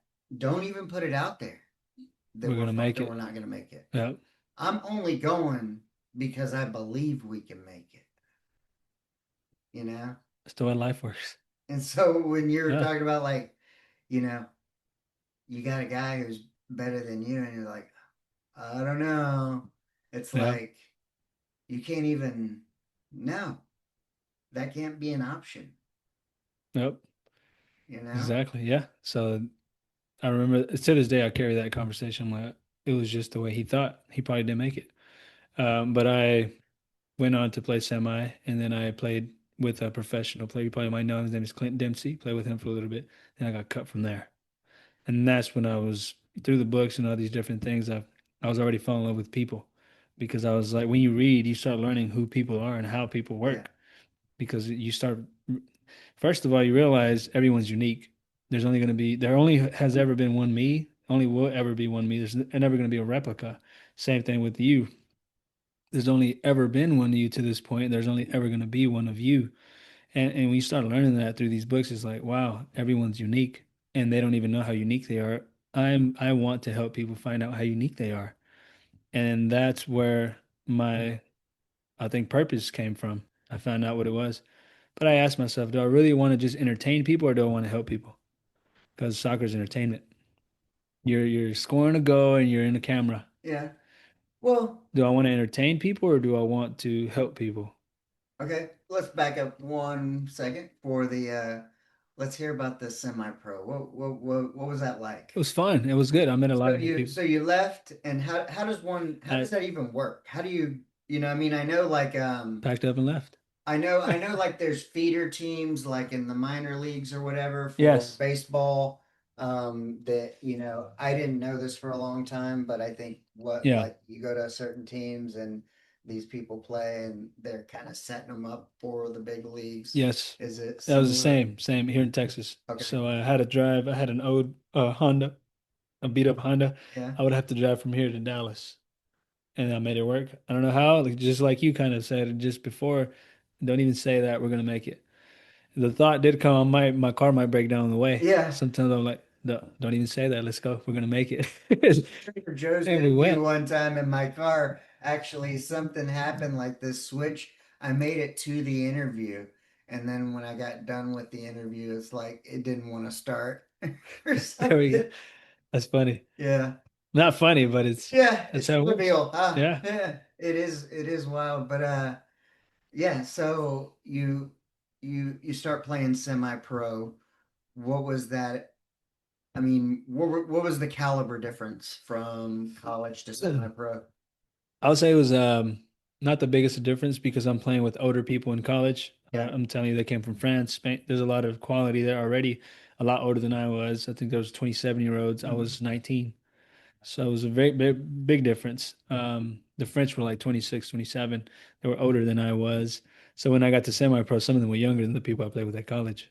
So Now, did any of them take you like under their wing, like mentorship type stuff? no, but I was fortunate enough that I was one of the only soccer players to have a job in college. So I Hmm. worked at the college gym. Oh, I worked there, and sometimes they would come in. I remember the French would come in. He would sometimes give me mindset. Being 26 and I was 19, he would give me a lot of mindset because I would ask him. I was always a question asker. So one time he was on the bike. I got next to him, the bike next to him. We started. We call it a recovery bike. yeah. So we sit there and I start asking him the questions. I'm like, hey, how can I get better? What do I need to do? And he tells me, well, first of all, what you need to do is just use your strengths. One of the things he told me, use your strengths. You're good at this, you're good at that. Focus on that. And then he also told me, learn to recover. If you learn to recover your body, you'll be a lot more efficient. And then he said, start working out. He told me to start working out as well, and he just gave me a lot of pointers. But one of the things he always taught me was know what you're gonna do before you get the ball. So, because that's something that he was really good at. When he got the ball, it looks like he already knew what he was gonna do next, and I was struggling with that because at that age I was still like receiving the ball, and then I would think about what to do. But he told me, he said, before I get the ball, I already know what I'm gonna do next. So basically, if there's a guy over there, he already looked at him. He gets the ball. He already knows he's going to pass it to him. Or there's a guy on the other side. He gets the ball. He's already passing it like first time. So he already knows what he was going to do, and he taught me that. And you can carry that on to Everything. everything. Oh, I already know what you're going to do next. And even with goals in life, like people, they set a goal, and if they reach that goal, they don't have the next goal. It could be very bad for them because now, like I was just talking to an engineer Mhm. or just a gentleman. He was telling me about how he felt when he was going to school, he felt fulfilled because that's what he wanted to do is become that. And then when he reached that goal, he started working in the career. He was like, I lost everything. Like I felt like I had to drive it, and I didn't tell him that. But in my mind, I'm like, well, you didn't have the next goal.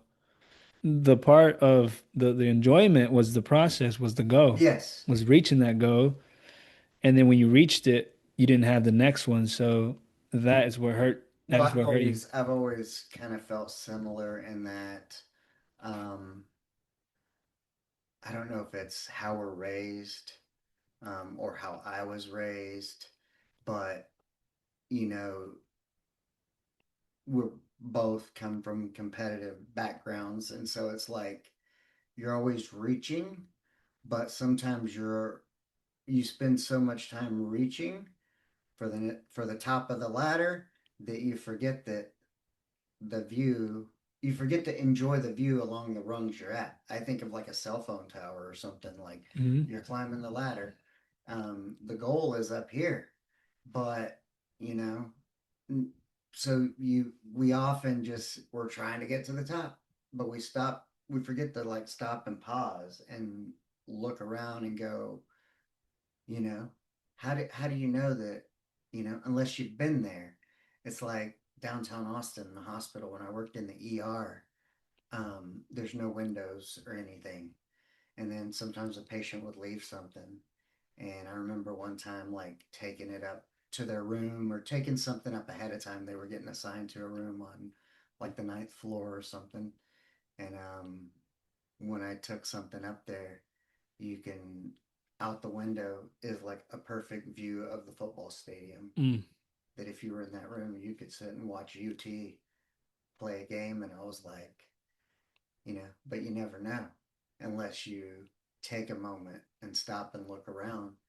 But our culture is like super obsessed with the top, the pinnacle, and we forget that the in between matters too.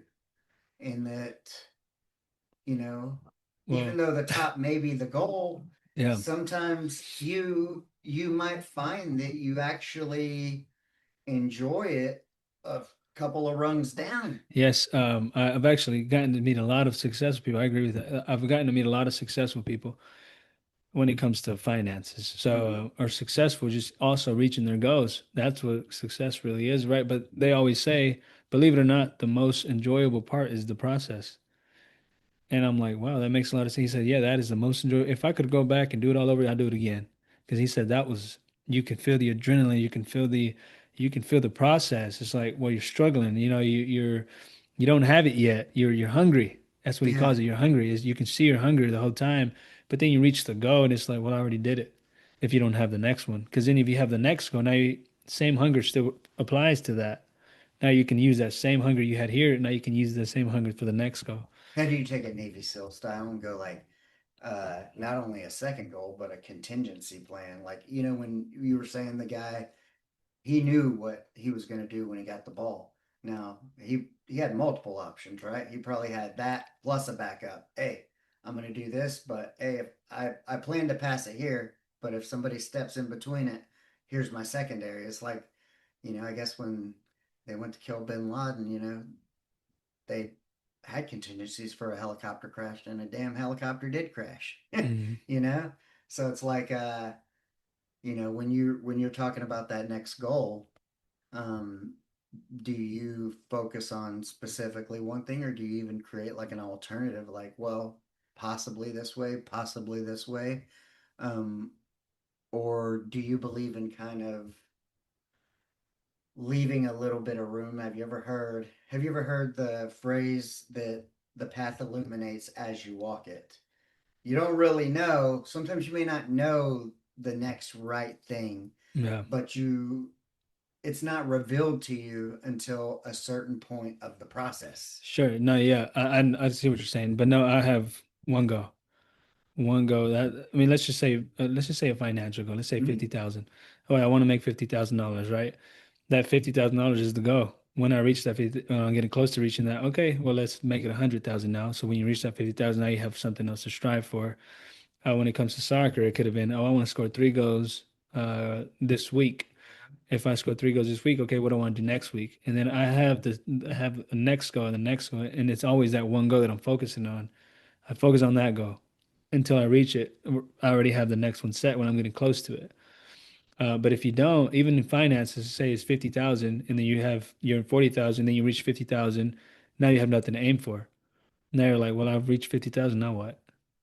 But well, that's just finances. But if we're talking another something else, like the gentleman who was just telling me he reached his career, and he's like, well, now I was stagnant, and I didn't know what to do because I already did all. He said I was dialed in when I was in school. I was doing all these things. I was dialed in. Then I reached it. I'm like, well, I didn't have anything else, and I didn't even like it. Mhm. I felt unfulfilled. I was like, well, he could have when he reached that, he could have made it financial. He could have done this. He could have just had another goal already in mind when he reached his career. He just didn't have it. And that's just how people live. But I've met a lot of people who've told me, and mentors also say, always got to have a next goal, but focus on that goal. And then when you're getting closer to it, okay, what's the next one? And you reach it, and then you set the next one. Which just makes a lot of sense. Yeah, and there's a whole thing too with that. I think a lot of people they have an idea of like, yeah, for whatever reason that we're wired to want to be at the top, Yes, you where know? humans are wired to grow. Yeah, And if you're because not growing, it's a law. You're either going backwards or you're going forwards. You can never be stagnant. Nothing is ever stagnant. an object of motion stays in motion Yes, unless it's acted on by an outside yes, force. nothing is stagnant. Everything is either going backwards or it's going forwards. Yeah, that one's a hard one because, man, like I I I I can see it and I can see the truth in it. So let's take What's let me give you an what's example. well, what about is there ever a time where like it's just okay? Like they used to always tell like one of my doctors like growth, growth, growth. You need more, a bigger panel. He's like, I really can't. Like, I'm full every day to capacity. I'm the second highest producing doctor in the system. Like what does growth mean? Like, well, the people I supervise were adding patients too. Now I got to manage some of their stuff too and sign off on that. And it's like, within a corporation, Yeah, growth no, is always the that's thing. different. Yeah, no, that's But he's like, but it's like, why is growth always needed? Is there ever is there ever a sweet spot that you're just like, I'm okay and this is good? that's up to the individual, right? Like they always say there's a season for sowing, there's a season for reaping, but people want to sow and reap at the same time. And they say, but they never learn to sow when it's time to sow and then reap when it's time to reap. My 6 years in the ER was that way. So it was a position that you couldn't go up or you couldn't go sideways. It was just a position.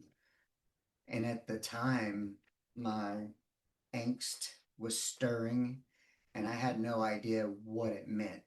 I knew I needed growth, I think, but I didn't know how or what.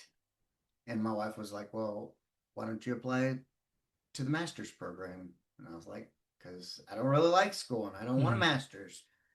And then, my mom's like, well, a couple of people, I go, Gabby says I should apply for my master's and blah, blah, blah. And she's like, well, some of the people I work with are going through this EHCA, Executive Healthcare Administration Program, where you do a week of intense school with your cohort, and then you go back to where we were from. We had people from Arkansas, Louisiana, wherever. And, you do your thing. And I ended up applying, getting in, but I always tell people it was like, it's not that I really wanted to be a healthcare manager. Mm, I said, I'd been doing something for 6 years. I needed growth. I knew I needed to grow. I just didn't know how it was going to come. But with pursuing that master's program, then I get a job. They come calling for management. And, because right now, especially for people your age and younger, whether or not people or college is a good investment is a big topic. And what I say is, for me, I go, I was in a graduate school program with a 1 year old, relocated my family from Austin to Tyler, took on a management position, went from doer to manager, where I had to learn a lot and a lot of 5 a.m. wake ups and homework all weekend and all kinds of stuff. It taught me how much I could handle and be successful because I graduated. And so, you know, it for me, it's not about what was in the book or the conversations. It's about, hey, this is showing you what you can do if you want, if you want it, makes sense. Yeah. you know? Um, yeah, I mean, I believe that if you know what you're gonna do and then you want to go to college to pursue that, I think it's great. Yeah, I think like if you need science, STEM, and pharmacy and all that, Yeah. then yes, you need to Yeah. go to college. But like, you When it need a comes, philosophy degree or no, maybe whatever. not. Yeah, When it comes to finances, though, I would say the people who make the most money today are either salesmen or business people. That's for sure. And this economy is definitely going to, because you can dictate your paycheck as a set employee somewhere in a corporation or somewhere.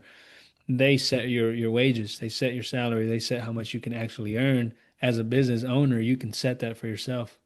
As an entrepreneur, you can yeah. set that for as a salesman, you can set that for yourself. You can't do that salary. So you and your wife can probably make more money than you made when you were Oh working. yeah, yeah. Well, my thing was is like you know, I did an episode and I called it "What Box Are You In?" And you know, they try Yeah. to squeeze us into these little boxes Yes. of like uh whether it's a salary, like I know like hey, like this is there's a top and there's a bottom. They give you the range when you apply, and I always say, like, I didn't go get my master's and wake up at 5 a.m. and spend weekends away studying in the library so I could be a career practice clinic manager. Like, no, mofo, I want to make director and VP and whatever, you know?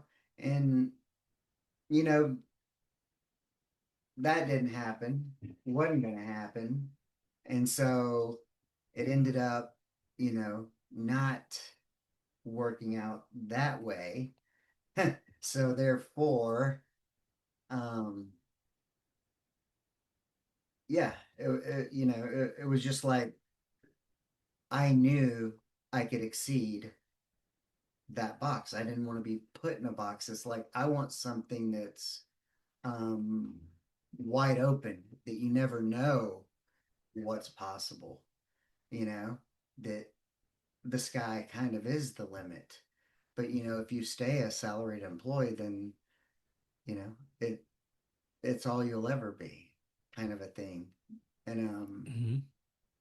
but I was always kind of taught too that that was The way. safe, Yeah. safe. Yeah. Like my Yeah. mother, who's been in healthcare for I'm 49. She's been in healthcare for 39 years, and even though she recently told me I never wanted you to do what I did for a living, she did say, you know, I was under the impression from her that she wanted that safety for me, even though she'd been at year 25 and got laid off Mm. at one point in time. It might have been in the 2008 time frame, which was like the housing bubble and all this stuff.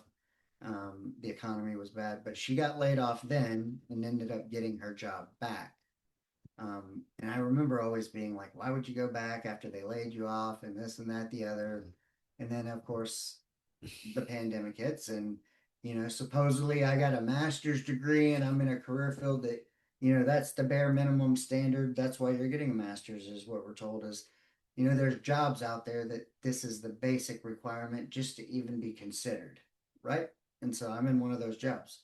Well, it's all fine and dandy until the corporation's like, well, it's no longer a standard because we need to save money and it's cheaper to keep a person with no degree or a 2 year degree or a 4 year degree. Um, and, you know, and I think the pandemic taught us a lot in that I learned even having your master's, nothing is safe. So if nothing is safe, why not take the chance and do your own thing, you know? But so you go similarly, you're taking these chances. You play semi-pro, and then what was next after that? Because I guess this might be a episode called "Taking Chances," um, because you were told kind of, hey, but you believed in yourself enough, and then you started getting pointers and mentors. So where did you go from? So you get on semi-pro, and you said you ended up going. Did you go pro for a little bit and then got cut? I played with them, I trained with them and stuff, and then I got cut after that. Didn't get Okay. to travel. So, um, what did that feel like? If a lot of your identity is wrapped up in this Yeah. soccer player, and you know, through our conversation, the listeners have heard what's what we just talked about, believing and stuff. You'd been reading, so you kind of had some know. Me, I'm 49. I was 44, 45 ish when I got laid off. First time ever being laid off, fired, let go.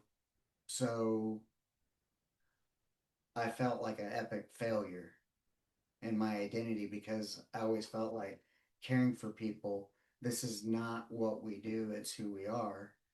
And so I was crushed, and it crushed my identity, and I dealt with it poorly and drank a lot and all kinds of stuff.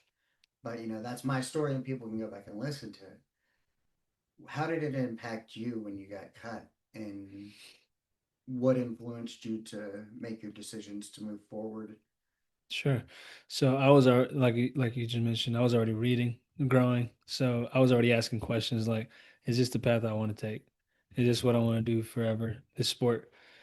So I was already falling in love with people as I was reading. So I already wanted to do something with people. So I ended up getting introduced to a business owner at a gym one night after I got cut. And I was already asking questions like, man, introduce me to something. I know if you have big plans, introduce me to something. Then I met this gentleman at the gym at 1 in the morning. I never go to the gym at 1 in the morning, but I went that night and he was in there and he actually made a comment because I was rolling out my leg. He said, "Man, that hurts, doesn't it?" I said, "Yeah, but I play soccer, so I have to roll out." I was still training because I wanted to go back. I was going to try again to go play, but then I took it as this might be the person who is going to introduce me to something. He mentioned business. He said, "I've been in business for X and X." He said he got my number and we became friends. And then we ended up getting a cup of coffee. We met, and then he introduced me to the concept of business. And that's when I was like, well, this might be the way that I get to help people. I was already asking those questions. This might be the way. So it was an easy, smooth transition. I never held hard grudges against the sport. It was never Mm-hmm. hard for me. It was like, well, this just felt smooth. This is what I need to do. Soccer died after that. Where did your love for people come from? The books. When you Mm, find out who people are, you want to find out more about them. You want to see how can I help. When I started becoming this version of me, which is the higher version of me, yeah, I was like somebody else named Johnny. It's just yeah. if somebody's name is Johnny, listen. No, but somebody named Johnny, he's not living as the version of that God created Johnny to be. He's living as the Johnny he designed himself to be, which is the self beliefs he had, limited beliefs. And all he needs is someone who can unravel those limiting beliefs to help him become that higher version, which I've been able to help a few people now with that. And then that's just I believe that is my calling. That is my purpose. And through reading these books, I was able to do that because I did it for me. And now that Right. when you can do it for yourself, you can do it for anyone because now you know how it works. So then I started doing it with other folks, and then they started coming to me. And then that's when you start seeing they start asking you questions. because they see you're different. They're like, "Hey, can I ask you something?" And they start saying, hey, can we go grab a cup of coffee? Hey, let's go." And then you do it out of love. You show them what you've learned out of love. You don't do it because you're wanting to get something from it. Yeah. You do it because you love the person. And that's how I did it. But then that became an actual passion for me. Like then I need like I just wanted to keep doing it, and that's when I found that that was my purpose. That's my purpose here. I was put on here to do that.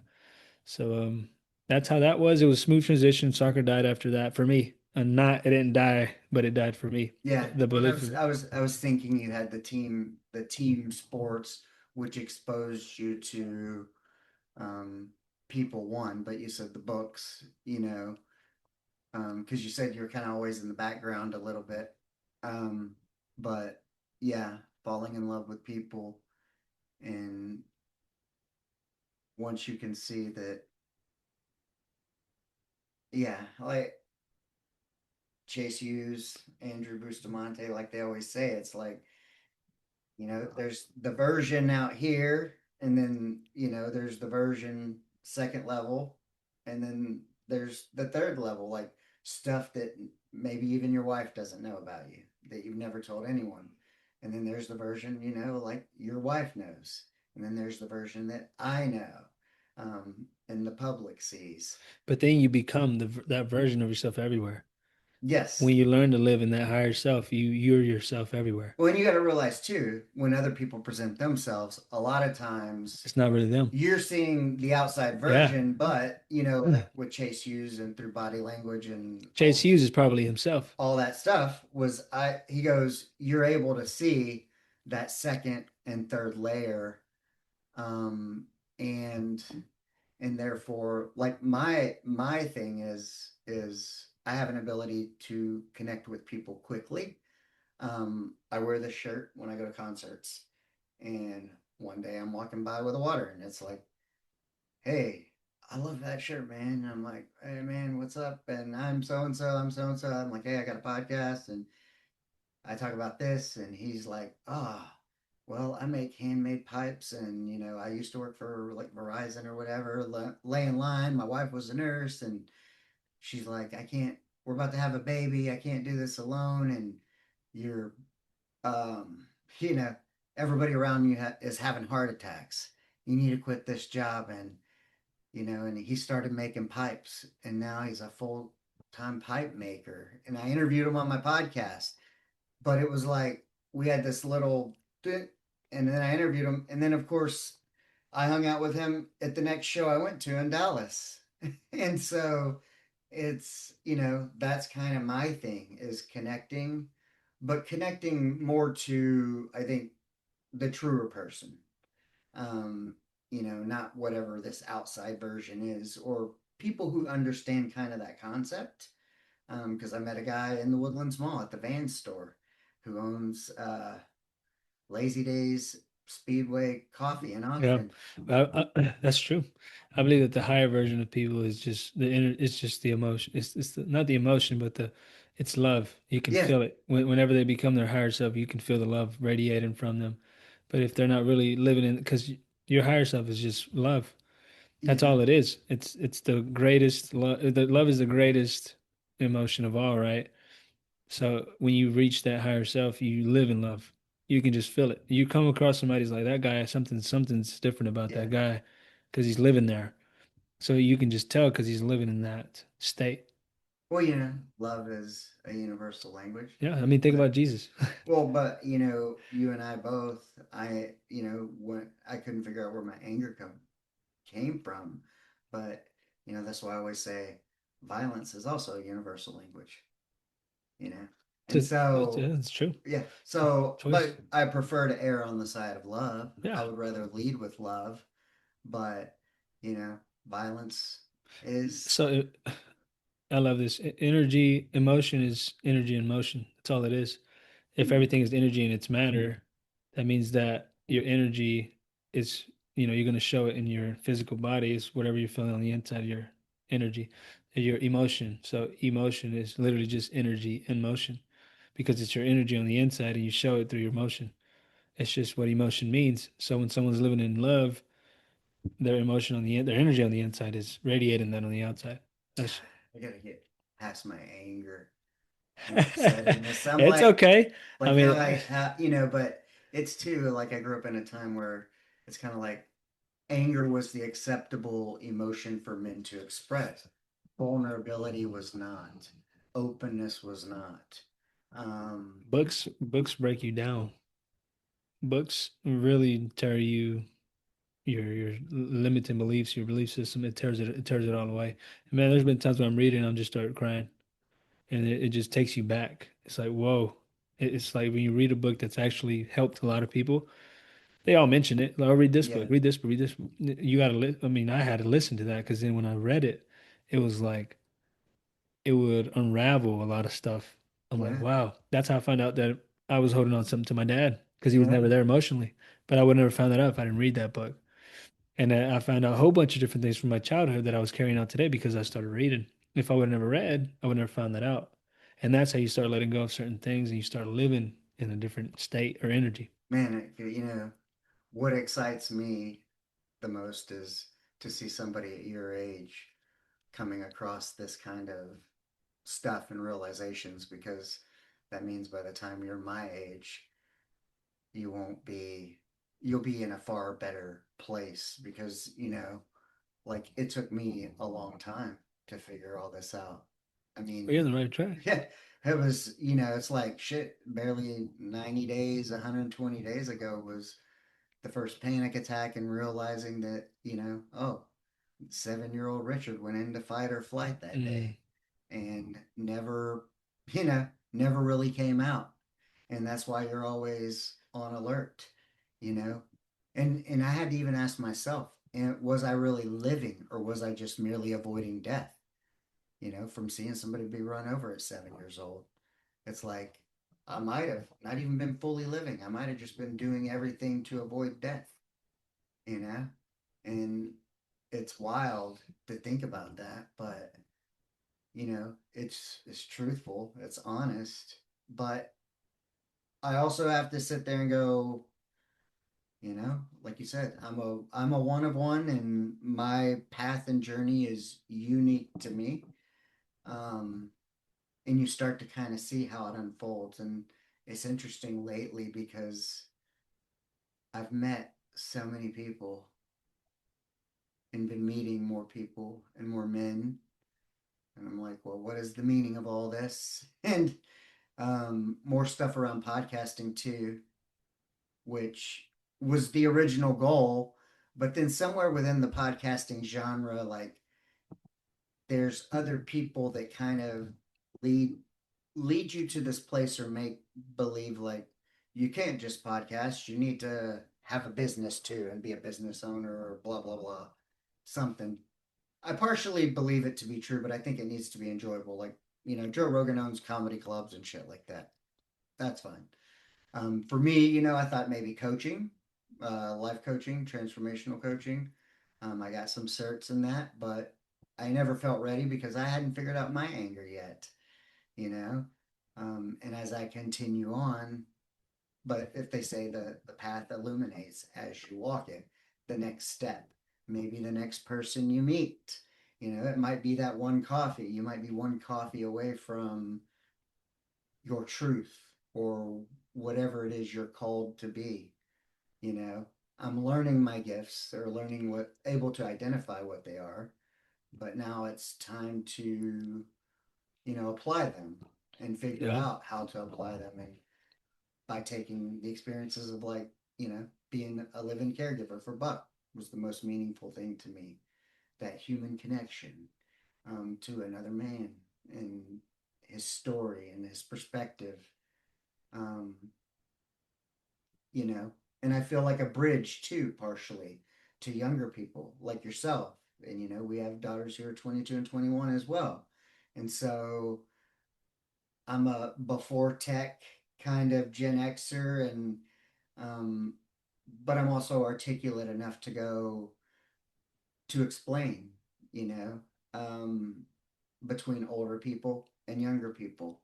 And that was kind of one of the things I want to interview our 22-year-old daughter, but also, with you being here, being close to that age, you know, I know what I look at because I have a 12-year-old too. In 10, 15 years, it's like the people in your age group are going to be making the decisions about what happens to me and my wife, what, how much we're going to be taxed, and all that kind of stuff, and whatever else. And so it's like, you got cut. You said people and business. You know, what is important to people in your age group right now at 24 years of age? What in the world? What are y'all focused on? What is important? What do y'all desire? I mean, it So used to be home ownership. Like what I was taught was like home ownership, steady job, school, churning yeah, out little factory workers. Don't be independent. Don't be, it's a pipe dream to, podcasting wasn't even an availability when I was growing up. Like, what did you want to be when you grew up? I liked musician, but it was always like, I played guitar for a long time, but it was like, no, that's only a certain few can do that. Like, you got to be special and you got to move to LA. But we're now in this world where everything is everywhere, and you don't have to be in New York or LA. It is possible. I'm 184, 185 episodes in. It's fucking possible. I'm doing it. I've been doing it over 2 years. July will be 3 years. So, you know, what what what is the 24 yeah, 20s? What is important to your age group, and what are y'all looking for? What do y'all want from the world and in the world? yeah. Well, that's a very broad question because Well, 24. it's concerned to you. Like, Yes, that's what I was gonna go. So yeah. there's a lot of 24-year-olds who don't really they're not pursuing anything. Right. They're just going Those with the who flow. have a plan and who want to make an impact in the world. Yeah. From what What? I've seen, I would say that they want to find their purpose here. Yeah. And the reason I say that is because in this day and age, social media has made it very hard for a lot of younger people are I wouldn't say my age, but even younger and Yeah. even older. But it doesn't matter where you are, and social media has very made it very easy for you to compare yourself. People say I want to be. They say that young kids now, when you ask them what they want to be when they grow up, they say I want to be a YouTuber or an influencer. Yeah, Where when I was a kid, it was like, yeah, oh, I want to be a fighter pilot, a doctor, or a fireman, a law sure. enforcement officer. Sure. Yeah. I mean, there was always people who wanted to help people back then. I mean, I have six of them on my wall because I have a dream board and I have six of the people that I look up to. I have them all on my wall. And that's because they did the same thing that these people do today. Napoleon Hill being one of them. He's Yeah. he's right on there. So you think finding purpose is a big. I feel like what I've heard and what I've sat down with people today, Mm-hmm. they compare themselves a lot. They're trying to find their identity. They're trying to find out who they are. They're trying to know what am I here for? What am I supposed to do? And then they beat themselves very bad because it's like, well, these people over here are living like this, and I'm living like this. Well, it's not your job to compare yourself. That's why it's not. I don't think social media is something bad, but it can be if you use it Yeah. the wrong way, Wait. because you start comparing yourself. You And gotta you gotta tailor your yes, algorithm. I forgot who it was. I think it was Theodore Roosevelt. It was somebody. They said comparison is the thief of all joy Yeah. because you're not them and they're not you. You got to find out who you are, and that's what I feel like these people are. My generation or the people today, they're trying to figure that out. There's people who do figure it out, and then they start their own something, Mm-hmm. or they do something for themselves, and then they start creating something because they find out who they are without comparison. But when you're in a state of competition, it drags you down. Because when you're competing against others, you're not in a creative state, you're in a competitive state. Yeah. You got to be in a creative state. Creative. Because competitive is kind of fight or flight. Yeah, you can't be if you're competitive, you're comparing. Yeah. I got to be better than them, but it's not about them, it's about you. And it's not about and for them it shouldn't be about you, it should be about them. Yeah. And that's what I feel like I've seen that these gentlemen, the people that I've worked with, even personally, I've seen that they say the same thing. I just want to know what I'm gonna do. What am I supposed? What do I need to do? And they always compare themselves. Most of the time, they compare themselves to what they've seen. Oh, I'm not there yet. Well, you can be if you want. Mm-hmm. If you want to be, right? Just set a go. Stop So comparing once you yourself. got cut, what did you start doing? Like Business. I got it. business? Yeah, I got into direct sales. Okay. I was in that business for 2 years. And Yeah. how was that for you? It was good. I enjoyed it. I worked very hard at it. It just wasn't fulfilling. Okay. I didn't feel like I was doing what I'm talking about. I wasn't doing it there. It was like a piece of it. You got like the people part of it, Yes. but that wasn't necessarily the product Yeah, and or I'm very grateful service. for it. It taught me so much. I'm very grateful for it. It taught me a lot. If without that piece, I wouldn't have learned some of the things that I took away from that to what I'm doing today. And what other I know we had talked offline that but you said did you pursue any certificates or like any coaching stuff? Do you do anything like that or Yes, I don't have any certificates, but I work with individuals, yes, but I want to get that into a bigger scale. That's what my goal is, yes, work with individuals one on one, but I want to get into a bigger scale. and you want to work with them helping them find their Helping purpose? them, helping them find themselves. If they have a goal, hey, we can help you with your goal. It's all the same. It just takes principles and it takes you following those principles the right way and you can reach it. But you have to follow the principles. If you don't, there's laws in place. So if you were to jump off of this building or of any building, you're gonna hit the ground and say that was gravity. Yeah. That's the law of gravity. Just like there's a law for everything, all these other principles I'm talking about. If you live by principles, you will get results. But if you don't live by principles, you're gonna get not results. Yeah. It's kind of like gravity. I mean, you try to jump off without a Or the parachute, wrong results. you can, yeah. That's what I mean by nothing Yeah. stagnant. Is either going forwards, or going backwards. Like if you were to stop making money today, you just say, okay, I'm done making money, no more income. Your income is not going to go forward; it's going to go backwards. Same thing with your life. Or if you stop eating healthy, and you just start eating unhealthy, it's not going to go forward; it's going to go backwards. Same That's thing with everything. my business coach. He always says, a lot of people like when they run into the proverbial brick wall or failure, it's give up or that's not for me or Yeah. I knew it where he kind of thinks like I've just got the wrong formula because he's very much a math engineer person and his thing is I can take any goal and reverse engineer it Mm, to a set of steps that you need to be taken daily that's actions facts. Yeah, which yeah, is it the is very true. process Hmm.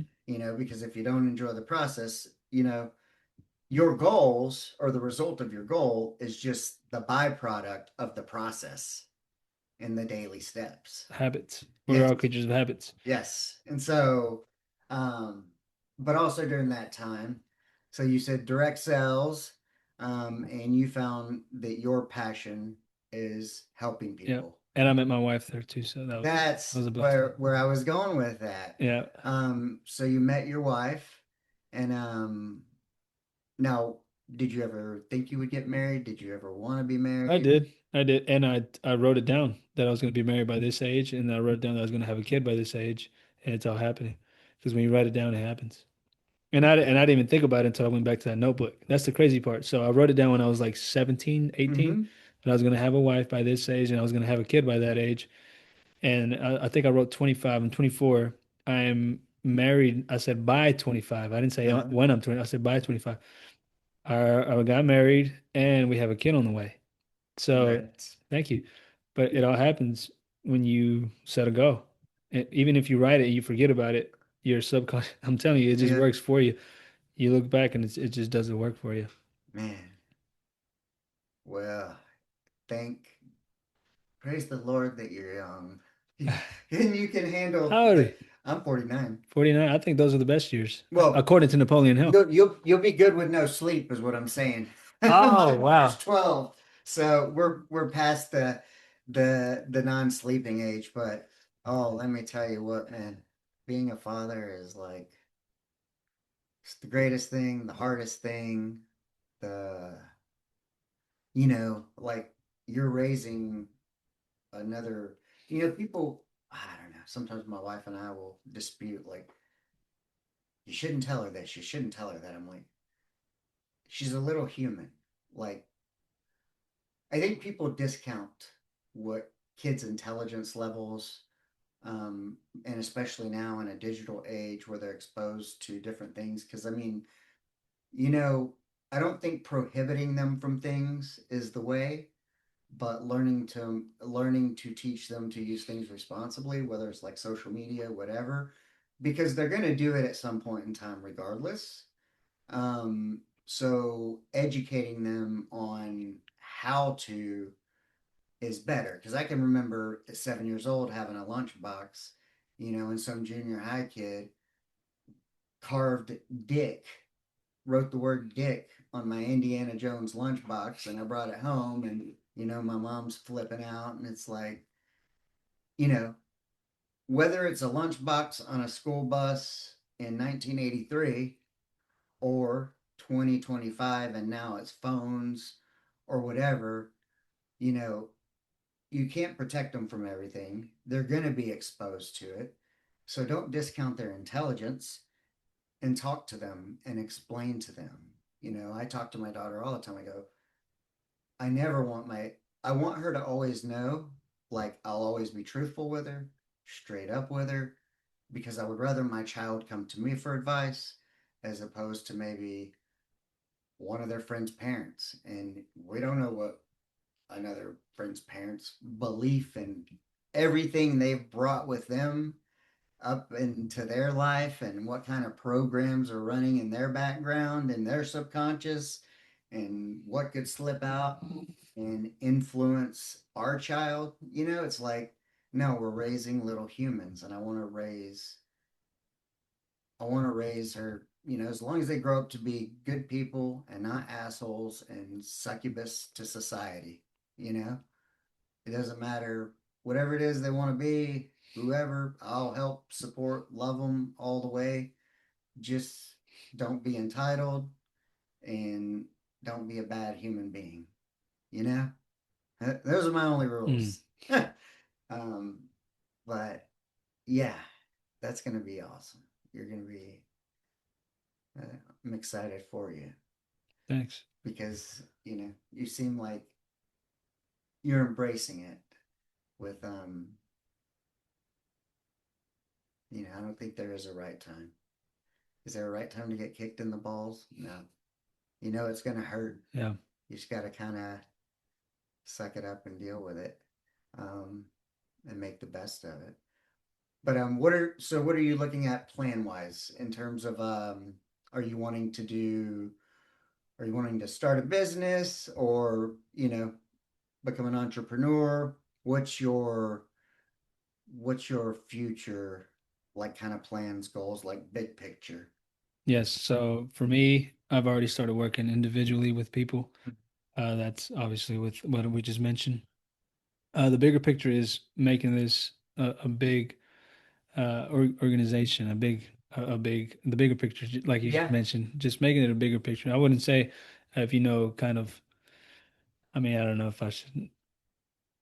put it out there. I have a big picture as to what we want to do with what we're doing.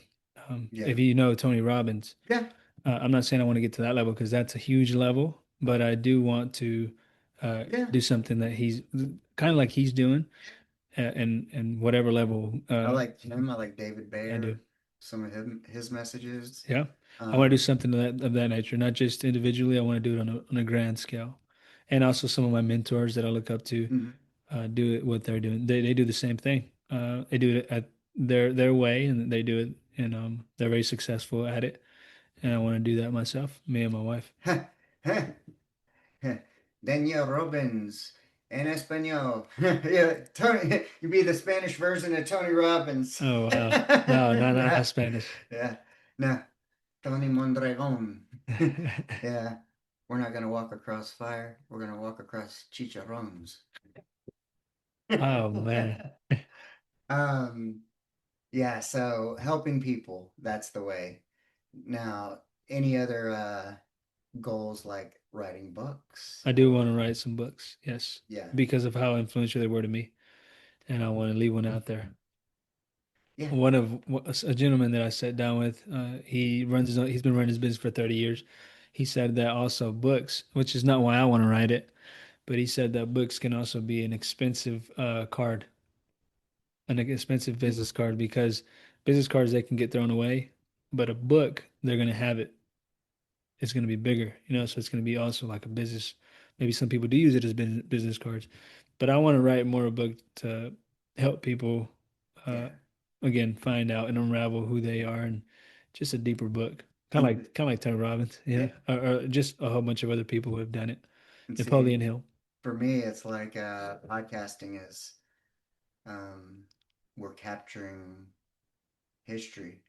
You know, I always say like I've seen pictures of my great grandfather, but I know nothing about them. It's like when we trace back, it's like some of the Mexican family comes from Texas before it was probably even Texas, which was Mexico.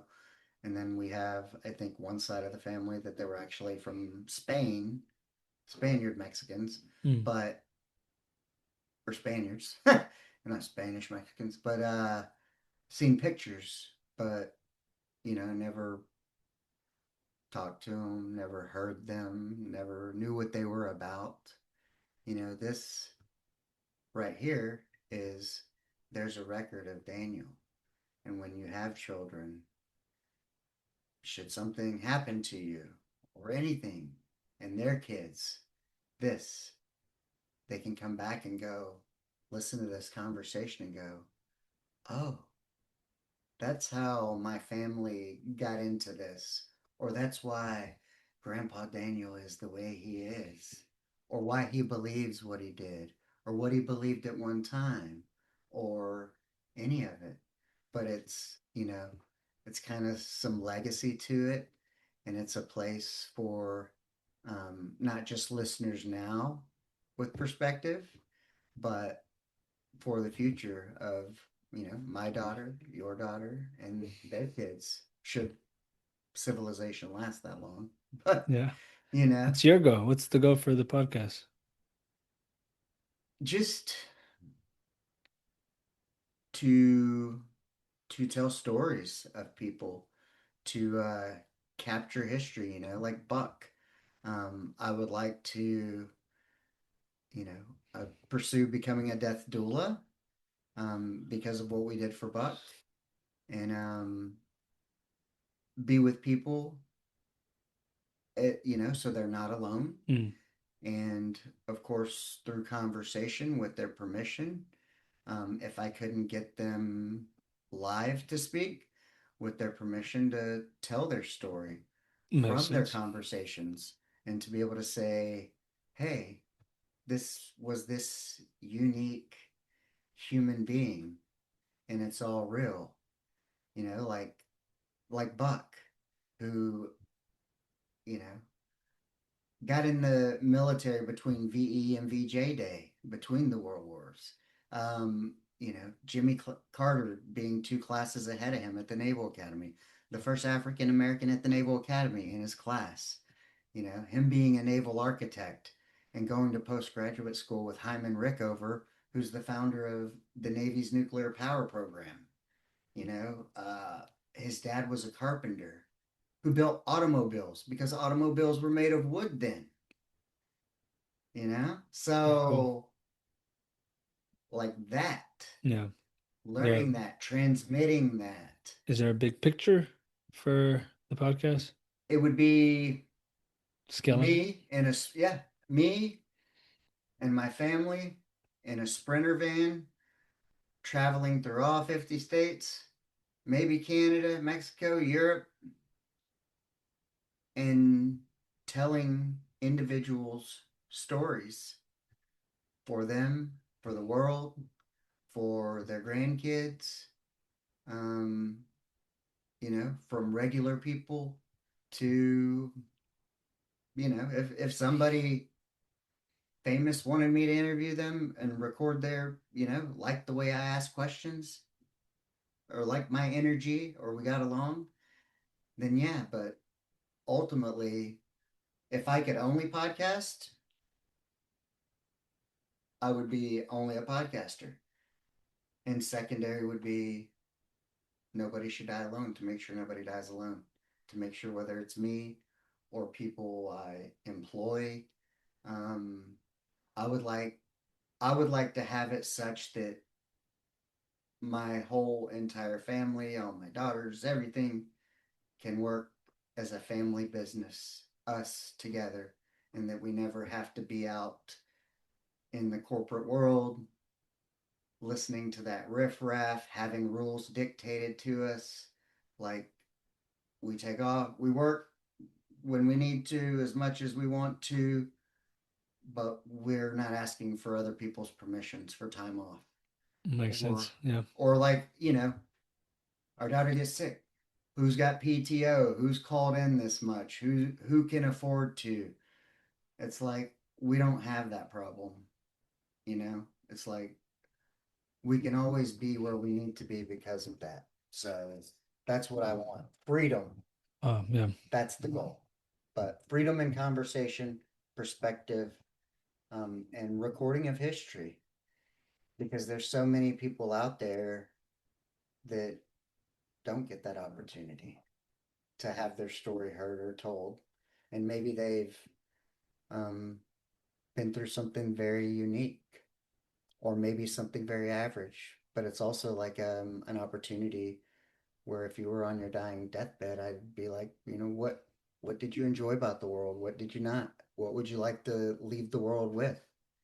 You know, like I know Buck was very much, you know, faith was important to him. Um, and his confidence in that. He wasn't a big fan of AI. And a lot of times I'd ask him questions. He'd be like, look at Revelations, read Revelations. And he'd always refer me back to the Bible for things.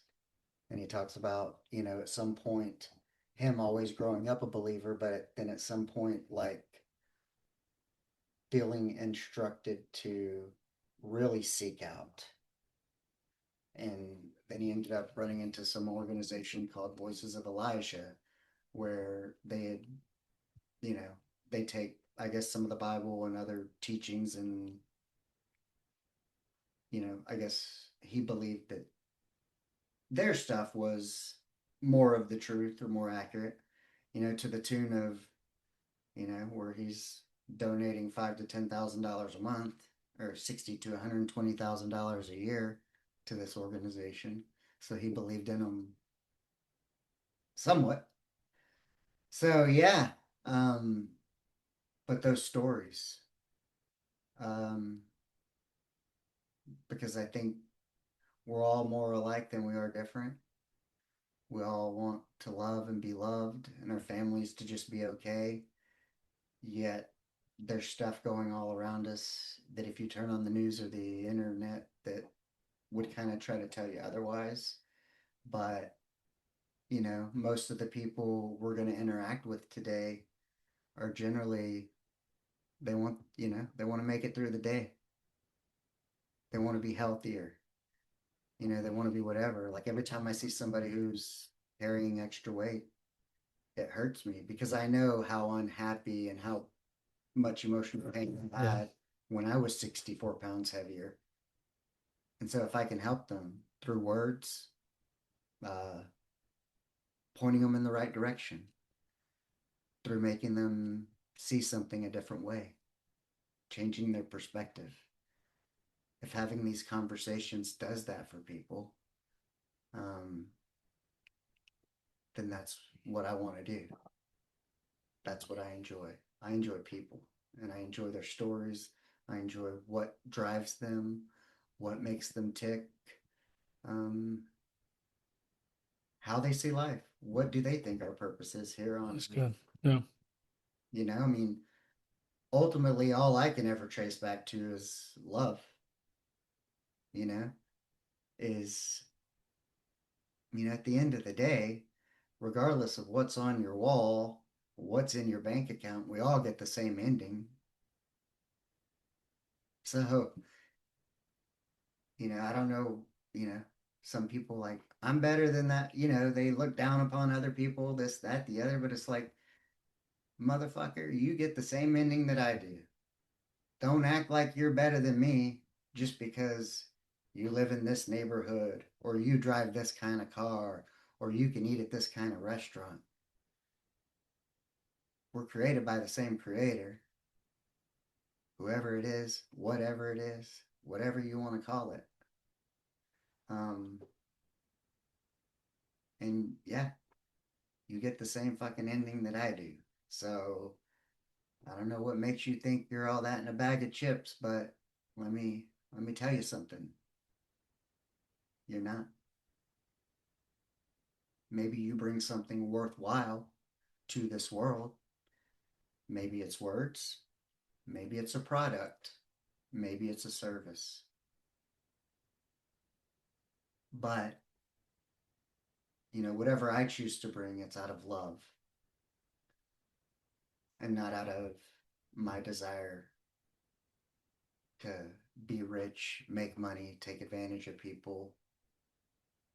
And I have to correct my money story because I've always thought that money was evil, crooked people had Yeah, money, this and that. However, the belief system. I've now learned no, money's not evil. People are evil. People aren't even evil. It's just their belief system. Well, I'm saying but my thing is like, hey, if I, you know that's what what? I, I know if I had yeah, money, I know what I would want to do with yeah, it. that's what I would I'm, want to get, you know what? If yeah, I that's could what I get more mean money, though, is I'd give it more. that's what I'm, yeah, that's what I mean though as well. Like Yeah, even people with money, they're not, believe it or not, they they're might not not, evil. It's just their beliefs. and they're not even as happy as you think they are just because they have the car and the home. Right. It's not all about that. No, it's not. No, And it's their belief system. I think understanding that and helping people realize that too, because I can guarantee you that some of my happiest times in life were some of my poorest times. You Yep. know? So Yeah. I whether it's they don't have to be correlated, but I think there's something there because I think in the Western culture in the US at least, it's very money driven, and that seems to be the goal for a lot of people. And no matter how much um, people debunk the myth that fame and money are what's that makes people happy or fulfilled, Yeah. people still pursue it, Yeah. even though Well, you've money had is a everybody at the top tell them it's not going to make you happier. well, money is a resource. It's a great resource. Yes. It's a great resource. Without it, it makes the world go round. That's the Yeah. so yeah, there's people who will try to get it their own way and they're doing it against the law. It won't work. But people who have succeeded financially, they worked with the law. That's why they were able to receive more. Believe it or not, the richest people are the biggest givers. If not, they wouldn't have it. Believe it or not, I've learned You know that what the my mom told me one day? A long time ago. I can remember this. I was young, and I remember she was taking me to the doctor or something, and I saw people like in wheelchairs, tubes, all this, and I'm like, man, they are really like people. Some people really struggle to live in something, and I don't know where money came into it, but my mom was like, "Oh, I hate that you feel that way about this or that or money." But she goes, "I hope one day you have a lot of money so you could give it away like you want to, so it would change how you feel yeah, about it." it's for sure. I mean, there was an individual who's very successful financially. He is very wealthy. He has a lot of money. We just talked about him a little bit beforehand, Tony Robbins. Yeah, And he was saying how when he was 17, he was broke. He didn't have anything, but he was already feeding two families. He's been able to feed millions of families. And he was crying when he was saying this. He was like, he said, people want more money and they say, I will give when I have more money. He was crying. He said, bullshit. He said, you'll never give more if you don't give it now. So people want more, but they're not willing to give one. That's a law. What you give, you will receive. yeah, And that's the problem. These people who have learned to succeed or living that way, they've done something that most people don't do. They give. They're the biggest givers wherever they're giving. They give, whether they're tithing somewhere, whether they're yeah. giving to some Our time. organization. I mean, my wife and I, a gentleman we helped care for, he didn't have anything to give us really, and but and we never asked for anything. We did it because he was my dad's friend and he needed us. And Yeah. you know what? He, Well, the law is whatever you give, you will give more back. yeah, It's like if you plant he oranges, sold a house and if gave us some money. He sure, even gave my daughter some money, like to there put you her, go. So I was like, boom. I'll say this though, if you plant apples, you won't get oranges. So if you want more money, you got to give more money. That's just the way it works. It's the law. If you want more love, you got to give more love. It's the way it works. If you want more anger, then give more anger. If you want more I, money, I got I'm saying if you want more money, you have to give money. That's why people who succeed at the highest level, they're the biggest givers. But people don't think that because they have a lot of money. They think, oh, these people are greedy. No, they're not. They're the biggest givers. I've met a lot of them. They became very close friends, my mentors of mine. I know how much they give. I have a mentor of mine who, if he removes himself out of 10 organizations, those organizations will die.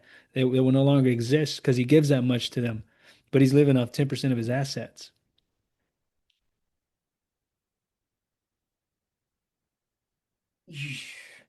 So Buck,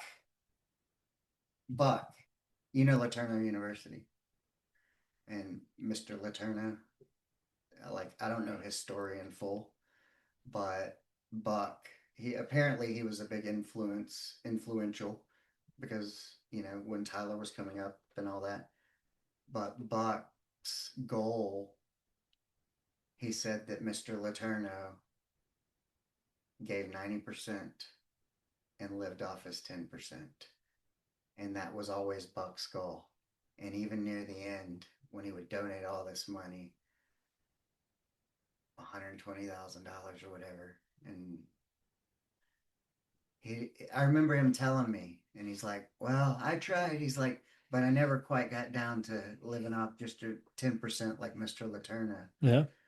But It's he, just the way that's a giver. and They li it's they crazy. live in margins. See, most people live in budgets. They don't live in margins. Successful people live in margins. They give a certain percent. They save a certain percent. They invest a certain percent. That's margins, percentages. But people budget. They think that it's about amounts, but it's more about percentages. And then every time you get a piece of money, you live off the same percentages. And that's how successful people live. But they always have a percentage to give. And people who live off 10%, a big margin of it is to give. But that's how you receive more. It's just the way the law works. There's laws in place already. They're not man-made. They're not The man-made. universe made it. There's something One greater from made. Yes, there's universsul. And the people who know how to live by the laws will succeed. The people who don't will not succeed. They'll just die. A failure.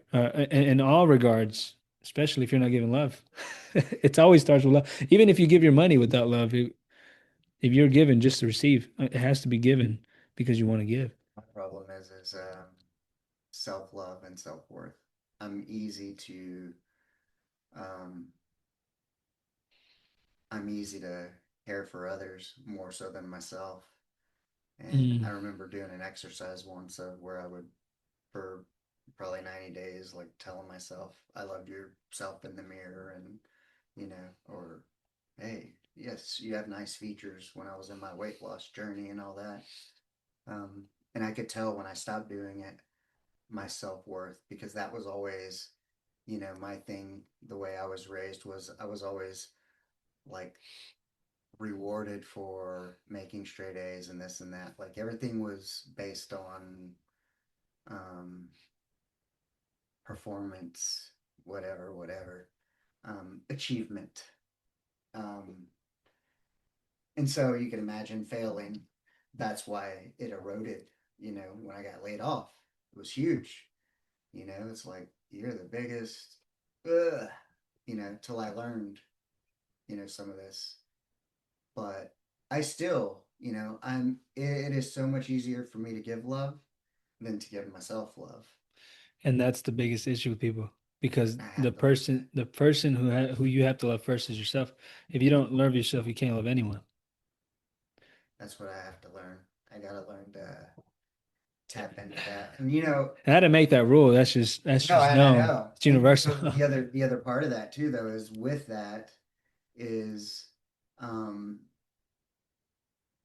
learning to be true in that, be authentic, because I was always a person that, whether I was gifted more educationally than others, like I would Makes deflate that. around others so I don't make others feel bad about getting the opportunities that I had or whatever. Even though I might have worked for them, I would still deflate or shrink myself around other people because I didn't want them to feel bad that they didn't get what I got, Yeah. even though I worked for it and they didn't. It's crazy, but I mean, but I love that much, I guess, in a way of like a Jesus, like try to love every, I try to love everyone. It's about, like, yeah, and not to make myself seem better or higher than them, regardless of the situation or circumstance. but Yeah. that is really not being true To for you, yeah, me. yeah, which is the most important person. And Because that's what I have to learn. because what you give, you're gonna if you're giving yourself, I mean, yeah, you can give love, but you have to love yourself first. That's just what they I've always read that too. Like, you have to love yourself first. If you can't love yourself, you never, because if you're hurting, you always hurt people. Hurt people, hurt For people. people. Yeah. Yeah, and everyone knows that, but it's like, well, you got to learn how to love first. And when you love, you become this, you become love because you learn to love. But then that shows in your physique too. That shows in if you don't love yourself, you're gonna be able to see it in the physique. You're gonna be able to see it in their expressions. You're gonna be able Yeah. to see it in their which you've learned to love yourself. You can't say because you were 60 pounds heavier. Now Yeah. look at you. That's loving yourself. No, I love myself enough to stop doing that. I love myself enough to get to this level, right? And that's how you show you love yourself is discipline.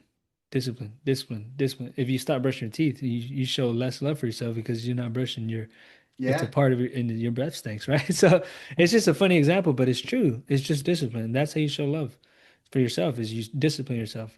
Chase Hughes is always a good one where There we go. he goes, future self. He goes, what would future self, what, he goes in, whether it's discipline or something, but he called, not necessarily discipline, but he says, what would future Richard appreciate? He goes, what he likes to do is during the winter or the summertime, he'll like if he has an extra $100 bill or something, he'll put it in his winter coat. Or like let's say when summer comes, I put $100 bill in there, and then he goes, and then I forget about it.